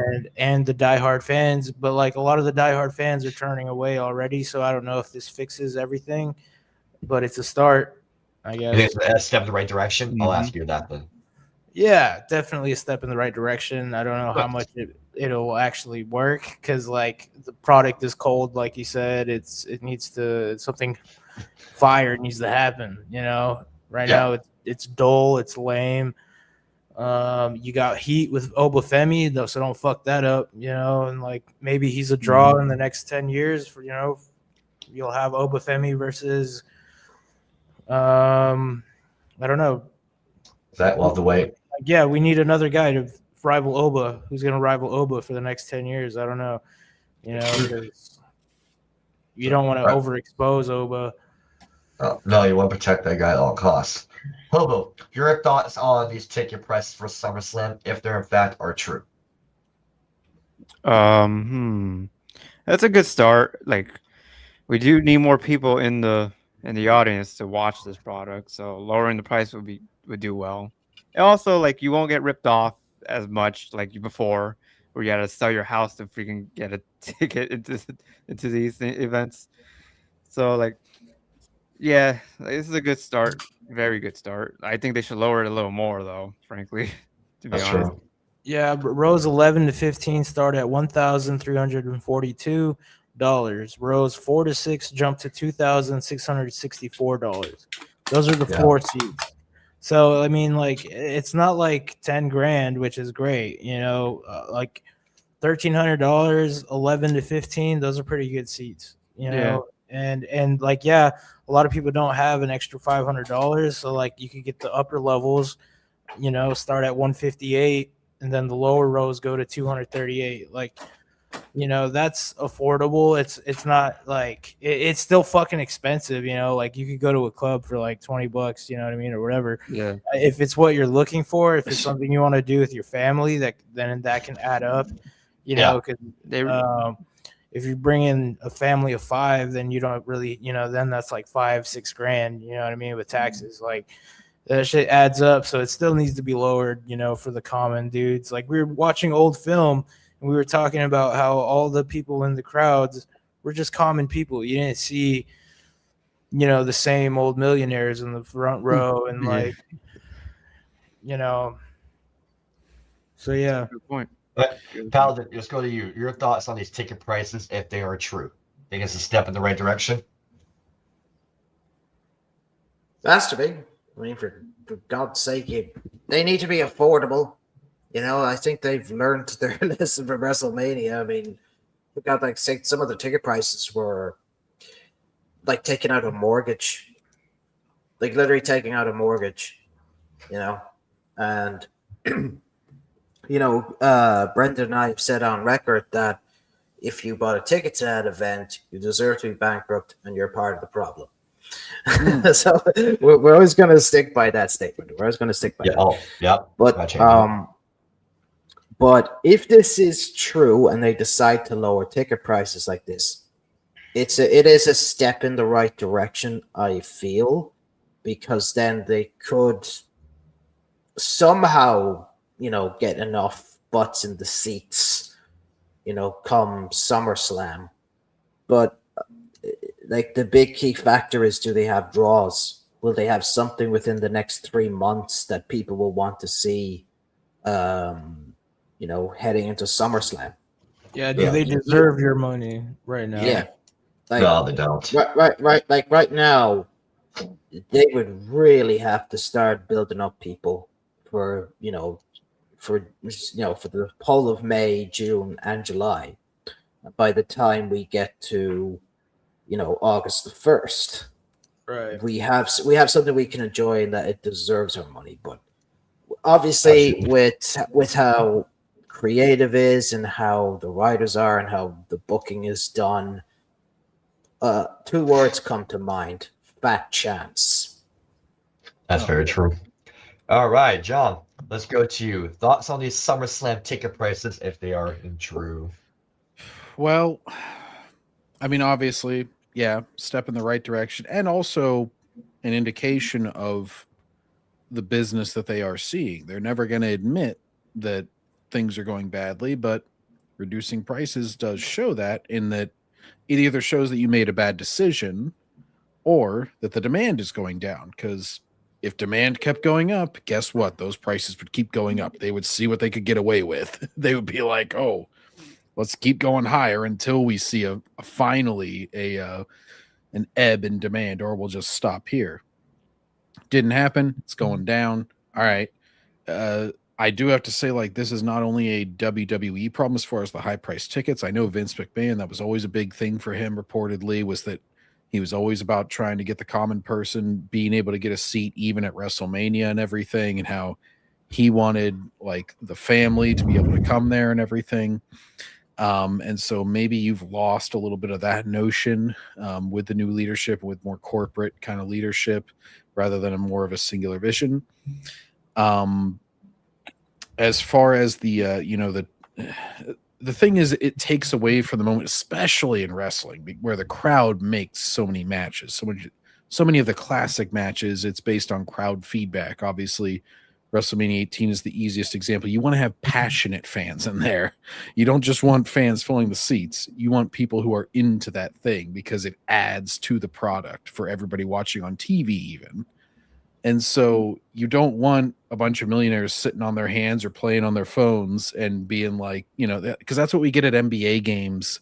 And I see it all the time where, these crowds aren't nearly as raucous. They're not nearly as passionate. They're not nearly as into it because the common man has been priced out who's really into these teams and everything. And it's the same thing in wrestling where it's like, the guy who is, been an avid fan for so many years, for one, you've probably ostracized him a lot with your product. But even the ones who like the current product, you're ostracizing a lot of them who are passionate about it and who are going to add to these matches, who are going to be jumping out of their chairs and not starting some generic chant or something. People are doing their social media moment, but they don't do anything beyond that. And that's what you really lose. You lose product quality by not having a regular fan in the stands as opposed to having a billionaire. Agreed. Mm-hmm. Well, listen. All right, Jerry, welcome back. I want to get your take. So we're talking about the SummerSlam tickets. This is the last topic I forgot to bring up here. So if these are true, these ticket prices are legit, what are your thoughts? Think it's a step in the right direction? Like, where you at with these ticket prices for SummerSlam? It's possible for a step in the right direction, but after the milking they took at WrestleMania, I have my doubts. Fair enough. Okay, Chris. So I got more. I mean, John pretty much said it best. You got to put asses in seats. If you don't do that, you ain't got nothing. And that's true. It's a vicious circle. And it's pretty, and the way they got them is a lot lower than WrestleMania for sure. All right, Chris, your thoughts on these ticket prices if they are true? Yeah, they're kind of. It's a good thing they kind of lower the prices though, but again though, they really need to try to ramp up those just with the storylines and stuff like that because it's lackluster though. Because nobody's watching the product apart from the very hardcore fans though. The match marks though, just really terrible. Yeah, that's true here. All right, now it's time for the closers. And now make sure you got your Vicodins, your Advil, your weed. Time for your brain to die. Yeah. Tommy's got 30 more minutes before he shuts down and falls asleep on camera. I got my Mike's Hard Blue Raspberry drink for this. There you go. Okay. So, again, Meltzer, our favorite goblin, is on the warpath. So, ex-user Scotty Reed had this to say. And you also reported Mabel was going to be the third man all those years ago. Now with social media, people can call you out on your bullshit. There's only one Dave I trust in, and that's Dave LaGreca. Which was because he says straight up he's a fan, not a dipshit, dirt sheet reporter. All right, Dave says. Oh, you guys can see it. All right, so now, oh my God, this came back. I reported Hogan in the newsletter, and we had 3 hotline reports discussing it. Mabel and multiple other names were growing in a conversation weeks earlier and confirmed by others. We never, ever reported it was him. Okay, however, guys, somebody dug up the July 1st, 1996 Observer report. Okay, so ta-da! Let me do a screenshot here. So right here, they admitted. Okay, this is from July 1st, 1996. Asked for the identity of the third party in the July 7th main event, which was Bash on the Beach. It's really a secret. Lex Luger, which was the original plan. That's not true. I can't see happening because it would be almost an exact duplicate of the Steve McMichael angle, and it's too soon to do it again. It could still happen, but I don't think it will. Bischoff, Hall, and Nash were discussing names this past week with Mabel as the top candidate. Crush being considered for a brief period and then dismissed. So we're going to stop there. Okay, right off the bat, his own dirt sheet letter. He got caught fucking lying. Okay, so Jerry, you were there. You're a lot older than us. You saw You saw it happen. I want to start with you on this. So your thoughts on Dave saying it never happened, but somebody dug in the archives and caught him in his own bullshit of him lying. So I want to know you for this. The fucking useless hamster fart that we all call Dave Metzer. Jesus. If my Infinity Gauntlet ring was actually true, I would snap my fingers and dust this flea dick. I mean, whoa. I cannot stand this little bastard. Whatever, I got more stupidity. So, Elbow. Thoughts on Dave denying that Mabel was never reported to being the third man instead of Hogan, but his own newsletter for July 1st of 96 says otherwise. He's such a denial of accountability. He just can't admit when he's wrong. This is why everyone makes fun of him. No one takes him seriously. That's why the boys in the back used to roast him, because he's such a stupid idiot. God damn it. That's basically how you sum it up. I bet you show this to him, he'll be in denial still. He would. Like, I personally didn't see no fucking response to that. I couldn't tell you. John, let's go to you. Your thoughts on Dave denying that Mabel was ever reported to be the third man, but his own dirt sheet on July 1st of that year in 96 says otherwise. Well, these guys love the cloud of misinformation that like an overabundance of information causes, because he's hoping to hide behind like, oh shit, I hope nobody knows, like pulls out like an old news article or something. I'm just gonna go ahead and bullshit right now. It's just like, dude, we have you in writing. Like, do you not remember this? And if you didn't remember this, you could have just said that. You could have just said, oh, well, yeah, or nobody knew. It was a last second decision anyway, according to many people involved. So there's no shame in not knowing it. But for him to be like, oh, well, we knew Hogan, and it was only this other thing that caused you to think that. It's like, dude, it's okay. You didn't know. Nobody knew. No, it's small handful people know. All right, Paladin, your thoughts on Dave denying that Mabel was reported with his own dirt sheet from that year says otherwise. It's called black and white. Yeah. I mean, for God's sake, it's, you could show this to him, he'd triple down. He would actually triple down on what we just found. Because, like, this is legit from him. He could just never admit he's wrong. He will never admit that he's wrong. With him, it's I'm always right, you're wrong. That's how it is with him. Yeah.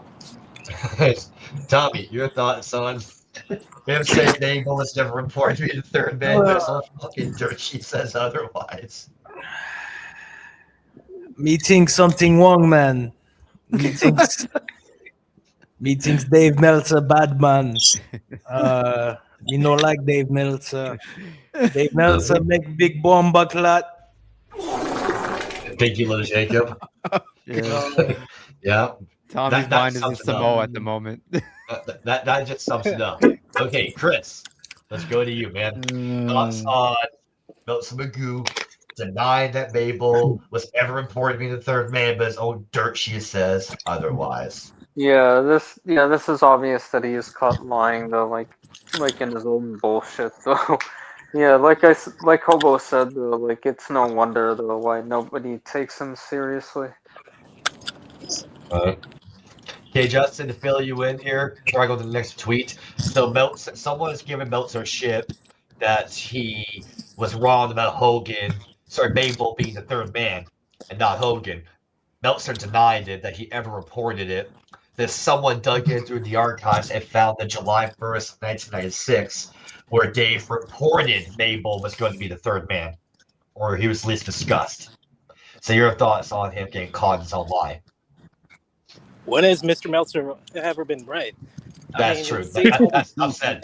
Enough said. Good point.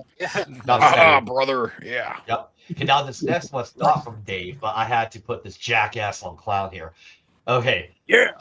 it involves Kofi Kingston, so it's not on Kofi Kingston. Before we shit on this guy, it's not Kofi, it's the guy that said it. I love So Kofi. this guy had the bright idea, and he decided to tell the world that Kofi Kingston matters more to pro wrestling than Hulk Hogan ever has. Oh fuck, Dave. So again, This one too far, man. This one bomba clat. okay, again, Jerry, you're the wrestling historian. You saw the rise of Hulkamania, so I want you to give us your thought on this tweet from anti-WWE X user. Protect Tony Khan is also his other name on X. I wanna, yeah. Oh God, I'll where give in the the next blue one. hell do they find these people? Where in the blue hell? Kofi Kingston better than Hulkamania? Okay. Get the fuck. One better Jesus. thing mattered more to wrestling than Hulk Hogan ever did. Oh God, no. Kofi Kingston, he's a hell of a wrestler. He is inspiring. I will give him that. But he cannot hold a candle to Hulk Hogan. Hell, he couldn't even hold a candle to Stone Cold, Andre, Flair, Dusty. Hell, at times he couldn't even hold a candle to Triple H. Much as it pains me to say that. Rock, Stone Yeah, Cold. that's true. Exactly. Sorry, not this one yet. My bad. That's later. All right, your thoughts on that, guys? Tommy, about Kofi Kingston meaning more to wrestling than Hulk Hogan. Yeah, man, it's some bullshit, man. Kofi Kingston, that's my dog. I love Kofi. Not like being serious for a minute. Oh wait, who's in a wind tunnel? Who's in a wind tunnel? Yeah, Justin, mute yourself.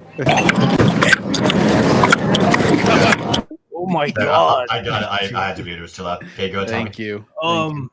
What are we talking about? Kofi Kingston meaning more in wrestling than Hogan ever did. Oh yeah. No, that's a wild take, man. Kofi's cool, ever since he was, Jamaican Kofi, and he's always been a fan favorite. It's not till recently he became a heel and Kofi Mania. Damn it, Justin. But oh my god, Justin, stop. But yeah, man, fucking Justin, man, fucking up my show. Wow. I don't even know. Yeah, that's fine. All right, Paladin, what are you then? Thoughts on the anti-WWE from X saying Kofi Kingston meant more to wrestling than Hulk Hogan ever did? I think it's speechless. And you're on mute, by the way. He's thinking about it. I might as well be flipping speechless at this stupid tweet. It's like, why would I waste my it's a case of like, why the hell am I even wasting my time responding to that? Okay, yeah, like Kofi was always mid-card to me. That's what he was, okay? And him being a champion, worst decision I've ever seen.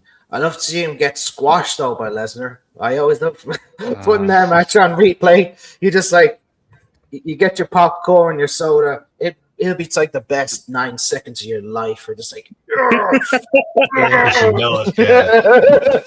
because you're like, yeah, you got robbed. Good riddance. Basically. But to say that he's bigger, sir, you are on crack. You're on crack. You're on CM Punk's meth. I mean, Kofi's an impressive athlete. Don't get us wrong. Yeah, I'll give him that. He's a good talent. And it tickled me to see him actually win the title belt. I like what he went through to get it. I'll give him that. I didn't mind it. I think he won the title too late. But he'll never reach the level of Hulk Hogan. Very few people ever will. Absolutely not. This is like Brett Favre trashing on Joe Montana or something. It's like, even if you're like pretty good, let's not. Let's not overrate them.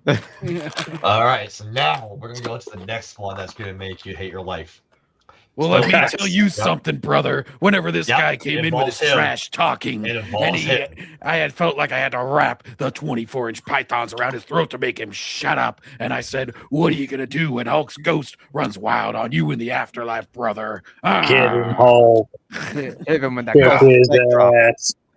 So, Here's the next one. It relates to Hogan. Dave is back on this Hogan train because, why not? All right. User Mark Skid says this to Dave. 100% agree. But it's like saying Ali won't be remembered.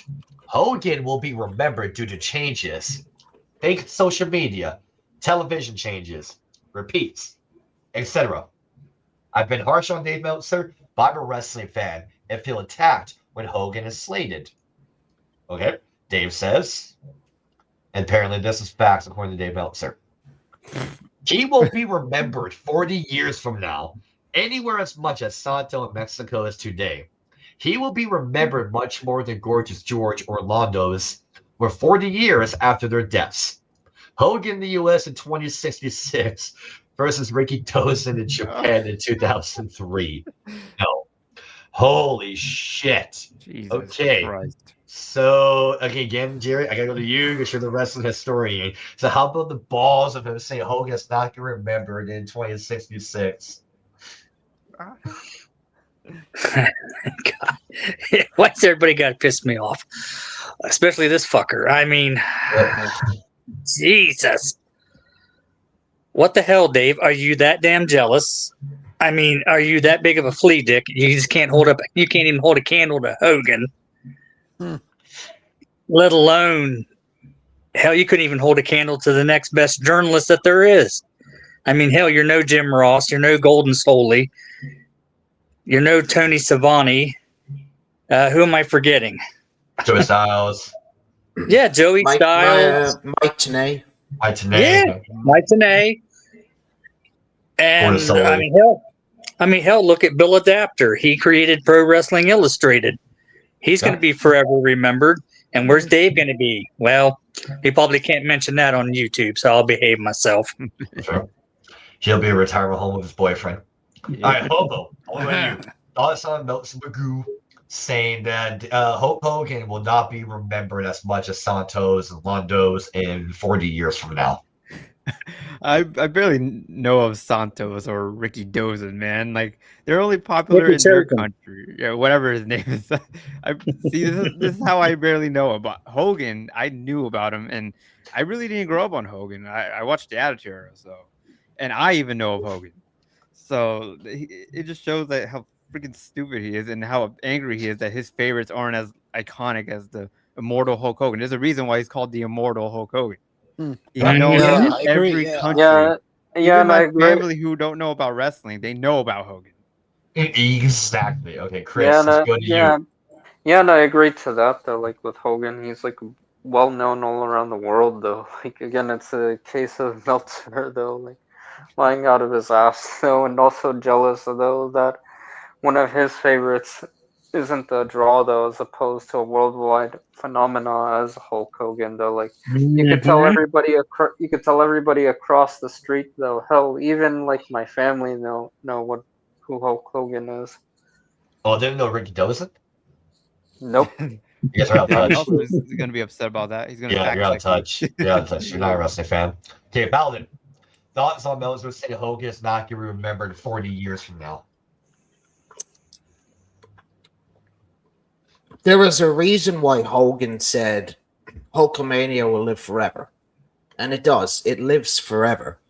Like a lot of these wrestlers have a piece of Hulkamania with them in their money, in their pockets, because they got money from his empire. And they still get it today. Even now, like the money that future stars are earning, they're getting a piece of Hulk Hogan with them. Hulkamania just took off like a rocket ship. It coincided with his big emergence with WrestleMania. It was a great fit. And you just look at all the moments that Hogan created, all the great fans that he has, especially in Canada. He is a god up in Canada. He is Jesus Christ, as Brenda said. I can attest to it. I can attest because I remember at WrestleMania 18, they were cheering him like crazy. And I remember then the Monday after, they were in Montreal. The place, they went nuts. They could not stop. Like they were, they were hailing him and just, you know, Yeah, I remember that. rallying in that moment. I mean, Hogan was God. He's Jesus Christ in Canada. He was Jesus He is. Christ. I can vouch for that. Like, he's the immortal Hulk Hogan here for a reason. And he inspired a lot of wrestlers. Like, heck, look at Edge. He was a big Hulkamaniac. Yep. And here's a big shocker. Sure, even Nick Jackson was a Hulkster, and he said, if it wasn't for him, he wouldn't be wrestling because of the Hulkster. You know, and people like the Miz said that when he was a child, Hogan always told him to train hard, say your prayers, eat your vitamins. He followed that like a mantra as a child, a literal mantra, and he did. And you just look at how successful he became because of Hogan. Some people can really aspire from Hogan. Like, I became a Hulkamaniac 2002. Greatest moment of my life, being a Hulkamaniac. And just being a part of his history alone is a great privilege. You know, it's a pity I wasn't there with Jerry growing up, watching Hogan, you know, develop. He predates Hogan. Yeah. Jerry's watching Bruno San Martino. Pittsburgher. Anyways. But you know, at least now I can go back and watch some of his matches that he had, some of the great moments that he had. I love going back to that WrestleMania match he had with The Rock every time, because you just hear the crowd is going, is going nuts. Like, It's they a were master going class crazy. of how to do a match. Yeah, and Rocky, you know, he probably still would have became a fucking superstar, right? You know, but with Hogan in the picture, gave his prime way more luster, and it put him over into like that category of being a legendary material. You know what I mean? Like, he's got that championship DNA now, some people might call it. You know, and like, you know, Hogan, he was a innovator as far as going to Hollywood and shit, you know, because other wrestlers, they would do like, you know, stunt work. They might be a background character here and there. You know, Roddy Piper also did a movie too, but you know, Hogan was like basically Superman. You know what I mean? I didn't grow up with him either, but I know him. Like, I know, like, he was like a comic book character growing up. You know, like, everybody just kind of knew who Hogan was. Because, you know, he was referenced a lot too, because McMahon would like reference the WWE Championship and Hogan's reign, and like, you know, you start doing research and you realize, you know, you wouldn't have Roman Reigns, John Cena, Randy Orton without these guys who paved the way. And there's footage. There's San Martino. And there's footage of his prime. You know, it's not like we don't have footage of Wilt Chamberlain's 100-point game, and he's still well known, you know. And so, like, Hogan's gonna be remembered forever. Absolutely. That's true. All right, Justin Goody, your thoughts on Dave saying Hogan's not going to be remembered 40 years from now? That's a load of shit. Hogan's gonna be remembered forever, and I know it. All these ants know it, and everybody passing by me know it. You know that for sure. You know for damn sure Hulk Hogan's gonna be remembered forever. Yeah, brother. Hulkamania runs wild. Yeah. Yeah, you hear that, Dave? All right, John, let's go to you. Thoughts on Magoo saying Well, Hogan's not going to be remembered 40 years from now? I mean, just checked. The fucking Hulk documentary on Netflix is still number 5 this week. And it outdid, you know, the current Raw. It's like, come on, man. Don't be ridiculous. Like, he's literally more popular than current wrestling whenever they put something out on the guy. Obviously, when and I'll add on to that though, like when the current Raw is struggling to get in the top 10 every week though, it's telling though, like, and with Hogan's documentary though, it shows that he's outdrawing like current wrestling though, bar none though, like by miles. And like people who were never into it because they were, you know, busy raising kids in the 80s and shit, like my parents, it was they know Hulk Hogan. They saw him at the RNC and shit, and they're like, "Oh shit, they got him!" Like he still had star power 25 years after he retired, or 20 years after he retired, or whatever. His legacy never diminished. It's like he just has that. He had that aura. He had that penetration where he was just everywhere. He was just larger than life, man. Yeah, He was. and I think his comeback gave him a second life. I mean, obviously you had the WCW stuff, and that Yeah. gave him kind of a second life. So really, the comeback was like a third life. So he had whenever you go up to age 50 and you're still relevant, making crowds go crazy, you're still an event, and it's you're just never gonna kind of replicate that.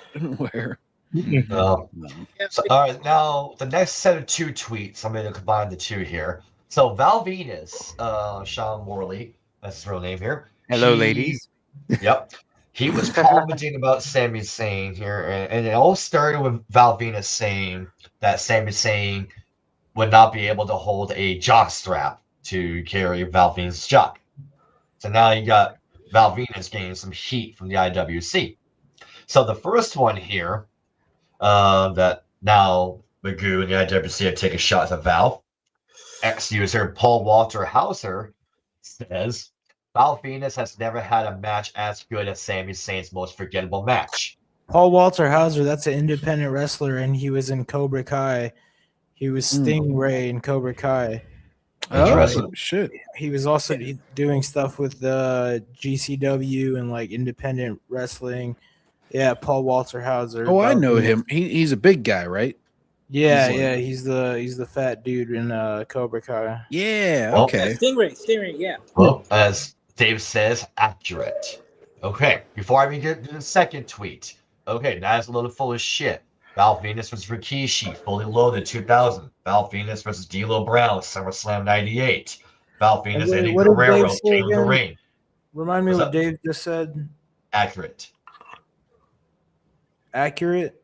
Yeah, agreeing with the guy that Val Venus never had a good match as good as Sami Zayn's forgettable match, and I think that's a crock of Oh. shit. Like I said, Val Venus Rikishi, fully loaded 2000, that cage match. Val Venus, Eddie Guerrero, King of the Ring, 2000. Val Venus and Ken Shamrock, 1999, St. Valentine's Day Massacre. Val Venus, D'Lo Brown, SummerSlam 98. I just named you 4. Those 4 are better than what these fucking assholes are talking about. And the second Val Venus tweet that he took a shot at, ex-user Bad Dabber says to Dave, "Holy shit, you're fucking retarded." Dave says, all right. Trying to argue Val Venus as a better pro wrestler than Sami Zayn, the person who literally, along with Roman Reigns, jump-started WWE's biggest boom period in decades, is not the hill to die on. All right, so I'm going to be that asshole and say that Val Venus is more memorable than Sami Zayn. People remember the music. They remember the Money Shot Frog Splash. They remember the gyrate. They remember his promos. What in God's name is Sami Zayn's memorable as, besides him being the blackest man in Nebraska? Okay. And second of all, boom period. Okay. WWE had 2 boom periods. The mid-'80s to the early 90s, the golden era, then the late 90s to the early 2000s, the attitude era. Those are the 2 boom periods in company history.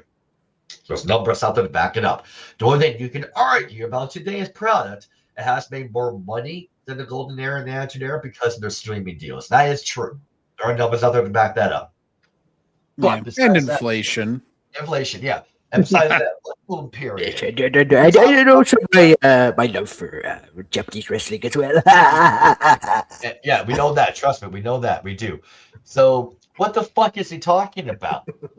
Like, seriously, what boom period? Okay, Paladin, I want to go to you. Just your overall thoughts about the Val Venus jab, and now him saying Sami Zayn, along, and the fact that he partnered him up with Roman, saying he's responsible for WWE's biggest boom period in decades.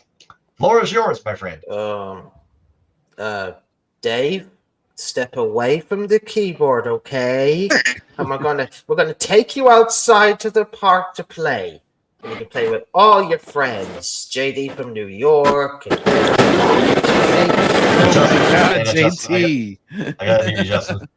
Hey, go ahead, Paladin. My ears. Hey,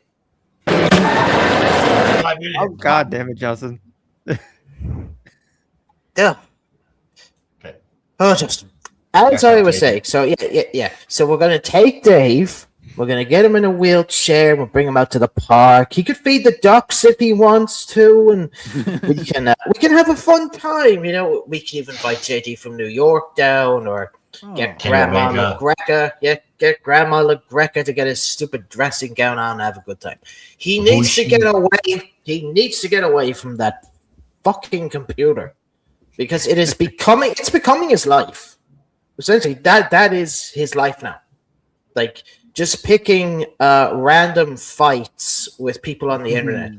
Can you even imagine that? Some like Dave Meltzer picking on you for some tweet that you put out. You just see him there going, I'm going to type back. You probably give out random facts and numbers that actually don't really add up. But I'll just type it anyway. But like the thing is, yeah, you can argue that, you know, they are making more money because, yeah, there are streaming deals. There weren't streaming deals during the golden era and Addison era. It was, you had to be on certain networks to earn your money. Like, you had, say, you know, Raw on the USA Network or on TNN or, you know, SmackDown, say, on Spike TV or UPN or wherever they got a deal from. Whereas nowadays, you can stream wrestling.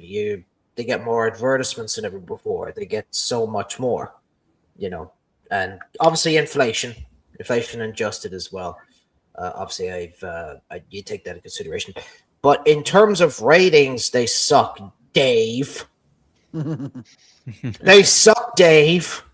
Okay, the things that you like don't draw, and it's been proven time and time and time again. We don't need to give you the receipts, Dave. We don't. No, we can don't. we can have screenshots of like 50 screenshots of ratings that you think are good, but they suck dick. They suck dick. But he's sorry. He's brain. Yep. While you're grabbing your thoughts, Jared, before we go to you, I have a conspiracy theory. So I got the sound from my phone from the brand. Okay, but Dave now be polishing WWE. Yeah, bro, we couldn't hear that, bro. Oh, don't worry about it. Anyway, could Dave be switching sides and trying to prop up WWE a little bit because maybe him and Tony might be at odds? Who knows? All right, Jerry, your thoughts on the Val Venus jabs and him saying, Sami Zayn being partnered up with Roman Reigns, being responsible for the WWE's biggest boom period in decades. More than the Attitude Era, more than the Golden Era, of course. Exactly. Speechless. Yeah. Yeah, I think that sums it up. That sums it up. That sums it up. I broke him. Yeah, he's probably speeches are by genius analysis. His brain's dead because of your supposed genius. Right. All right, Chris. Your thoughts on Meltzer's Val Venus jabs and him partnering up Sami Zayn with Roman Reigns being responsible for WWE's biggest boom periods. Yeah, of course. Again, this is Meltzer lying though out of his ass though, and saying though that we're in a boom period. No, we're definitely not. We're in like in a period of low ratings though. Depression. Yeah, ruthless depression though. Thank you. Say. I was just gonna say. Okay, now before I go to John, Tommy, give me that shit noise effect, please. Oh, okay, I got you, bro. Queuing up the fart shit noise. Yeah. Exactly. That's okay, John. Tommy. Your thoughts on Dave Meltzer, the Val Venus jabs, and the party of Sami Zayn as the fucking guy responsible for the boom. I'm tired of getting rage baited by Meltzer. In the words of the great movie Airplane, I guess the foot's on the other hand now, Meltzer, because I'm just going to rage bait him and be like, you know, Bret Hart really sucked. I can't believe his technical wrestling shit was boring as hell. Nobody remembers that. He'll just like rage out if he sees that and be like, no, I agree with you. I'll be like, you know, Japan sucks too. He's just like, a bad take. Yeah, he would agree with you, John. Yeah, he actually would. All right, Tommy, your thoughts on this boom period because of Sami Zayn, Roman Reigns, and the Val Venus jabs? Yeah, I mean, look, Roman Reigns was getting over with or without Sami Zayn, you know? Like, if anything, That's true. Sami got lucky that he was friends with them and they wanted to work with them because they didn't need him at all, you know? He was an honorary Uce. And I recognized Val Venus. The name doesn't really hit me at first because I didn't really watch a lot of Val Venus matches. So I can't really say like what I think about Val Venus truly because I didn't watch him a lot, and that time period, like I probably wasn't paying attention. So, but yeah, Sami Zayn's not that good. He's not that guy to be saying that he's, you know, better than anyone and comparing, you know, Sami, who hasn't really won anything besides, you know, I think an Intercontinental Championship, a couple of tag teams, undisputed tag teams with Kevin Owens. Like, he's got a resume, but yeah, he's never been like considered a needle mover. Like, you know, yeah, that's all I gotta say, really. All right, time for the final one. Yep. Okay, so now when people Yeah, heard let's say wrap this up, man. Let's wrap Yeah. this the fuck up. All right, so now people now are after him about the Sami Zayn Boom Pair ship. Ex-user The Ranting Review says this. I reiterate, they experience a steady decline in audience over a decade. Dave says, all right, we're going to pick up here. Not If you true. don't understand that the Bloodline Saga led to a WWE boom period and you argue viewers on television shows, you are simply not familiar with modern business. Repeated sellouts at record prices only happens during boom periods. I'm going to stop there since the tweet got cut off. What the fuck do I even begin with? Can I get that fart noise again? Here, what's up? That's what I got. I don't have Tommy's. I got nothing. Paladin? Yo, you should have access to the sounds, Brendan, because you're a administrator on my Streamlabs. So you should have access to my sounds if you go to media assets. Okay, I see. Oh, sorry. I thought it was a tweet there. Okay, so yeah, Meltzer just talking out his behind as usual. I mean, well, what else is new at this point? I mean, you know, we've often said that, you know, he's the broken clock that's right twice a day, but the rest of the time, my God, he can't even get to chime his clock. Yeah, but he's brain rot. I mean, if there's one person you need to ignore, folks, on Twitter, it's just mute Dave Meltzer.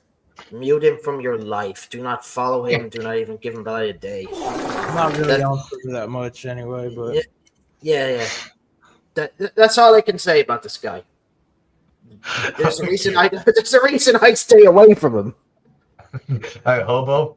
How about him say fucking to the fans that if you don't understand that the Bloodline Saga led to a WWE boom period, you know, repeated sellouts at record prices only happened during the boom period. What do you even say to that?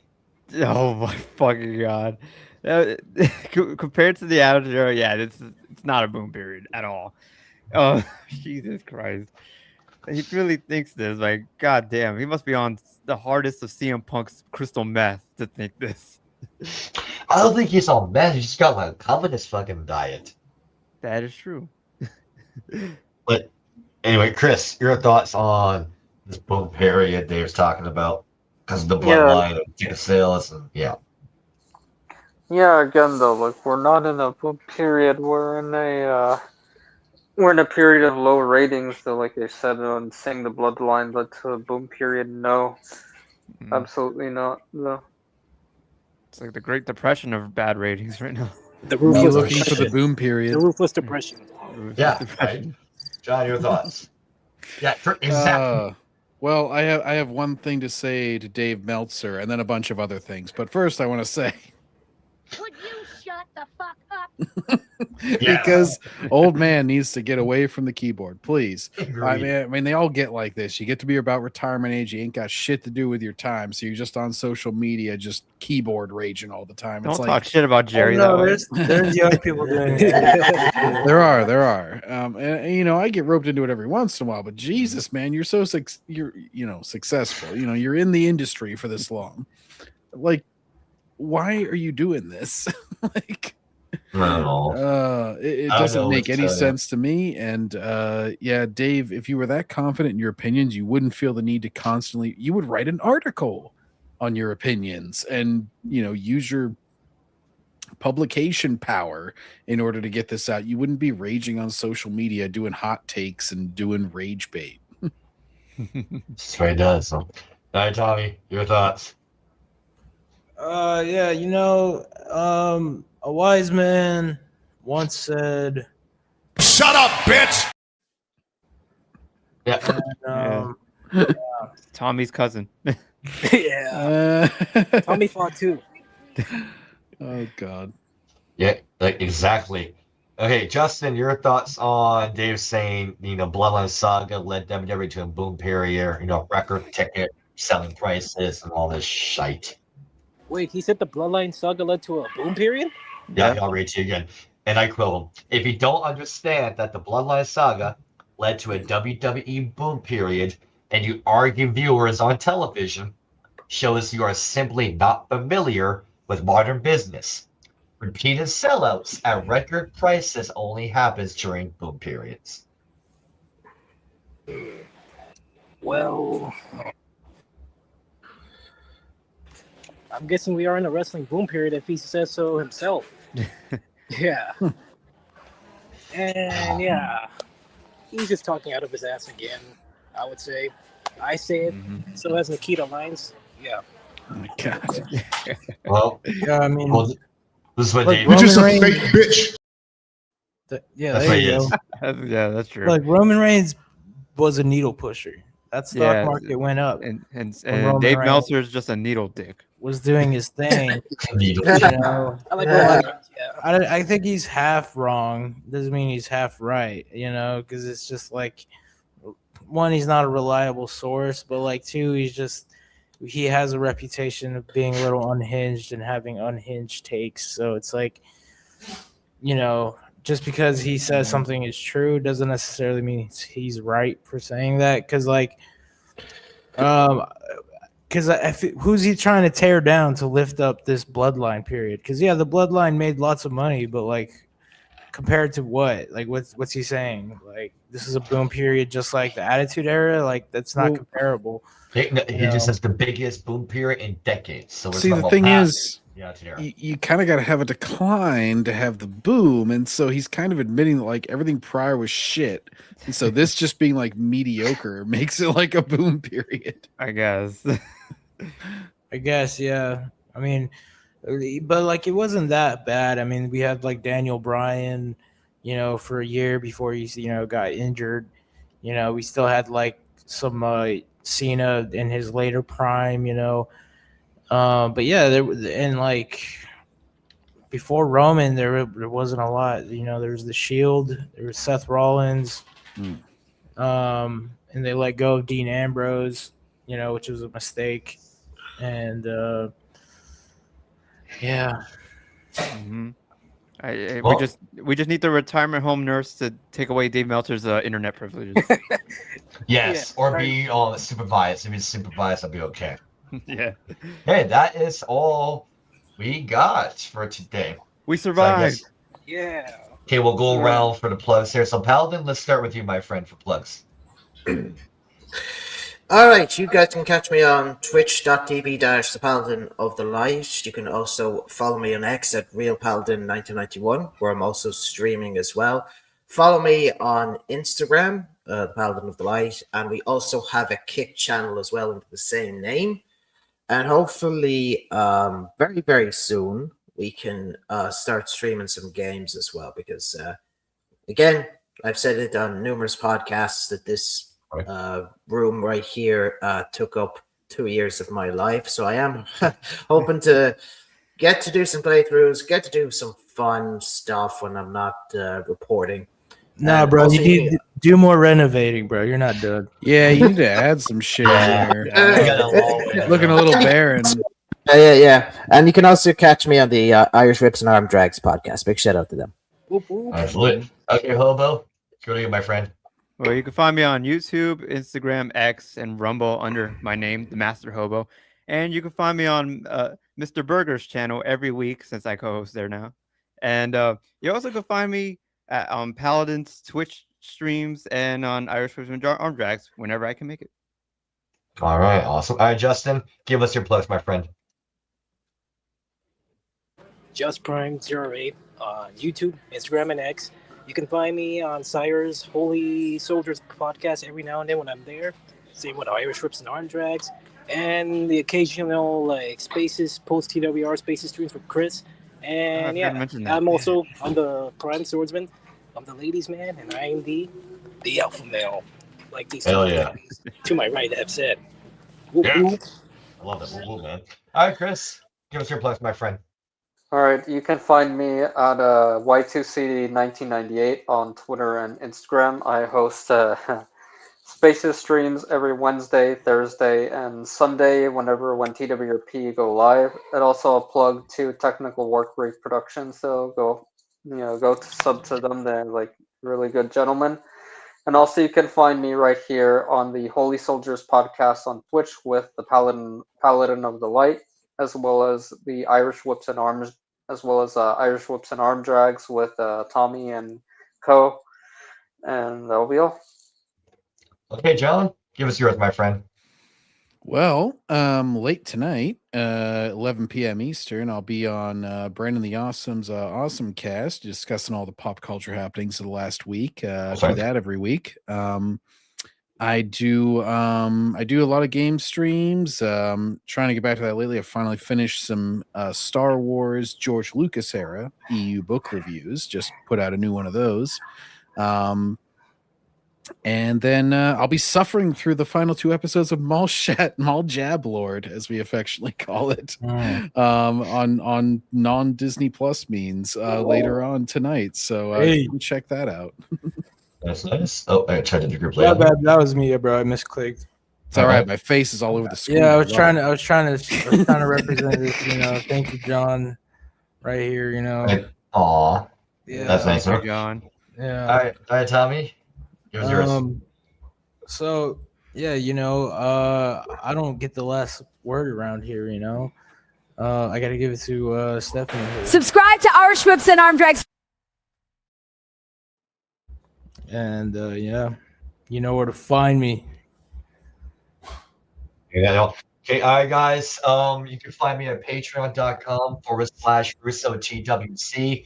They're once a month with their fellow frontline. We've been Jeff Castering will start sheep clowns that deserve it. You can find me with Paladin on Fridays, 3 p.m. Central on his Soldier show on Twitch and X. On Saturdays or Sundays, I'm with here on Irish Whips and Arm Drags. I join Chris's space whenever he can. And also want to make the announcement to the viewers after today for about a week or so, I will not be on show. So while I'm gone, I want everyone here to check out Eric and that crew's show, Respect the Combat, every Friday morning at 8 a.m. Central. I want everyone to give a watch to TWRP whenever they do a show when I'm gone. Also check out Paladins too when he wants to stream, and Tommy here on this lovely show. And until I'm back, I want to wish everyone a fantastic weekend. Have a great Mother's Day with your loved ones. And until these fine gentlemen do the next stream, and when I'm back, much love, take care, and we'll see you here again on the same bat time, same bat channel. Oh yeah.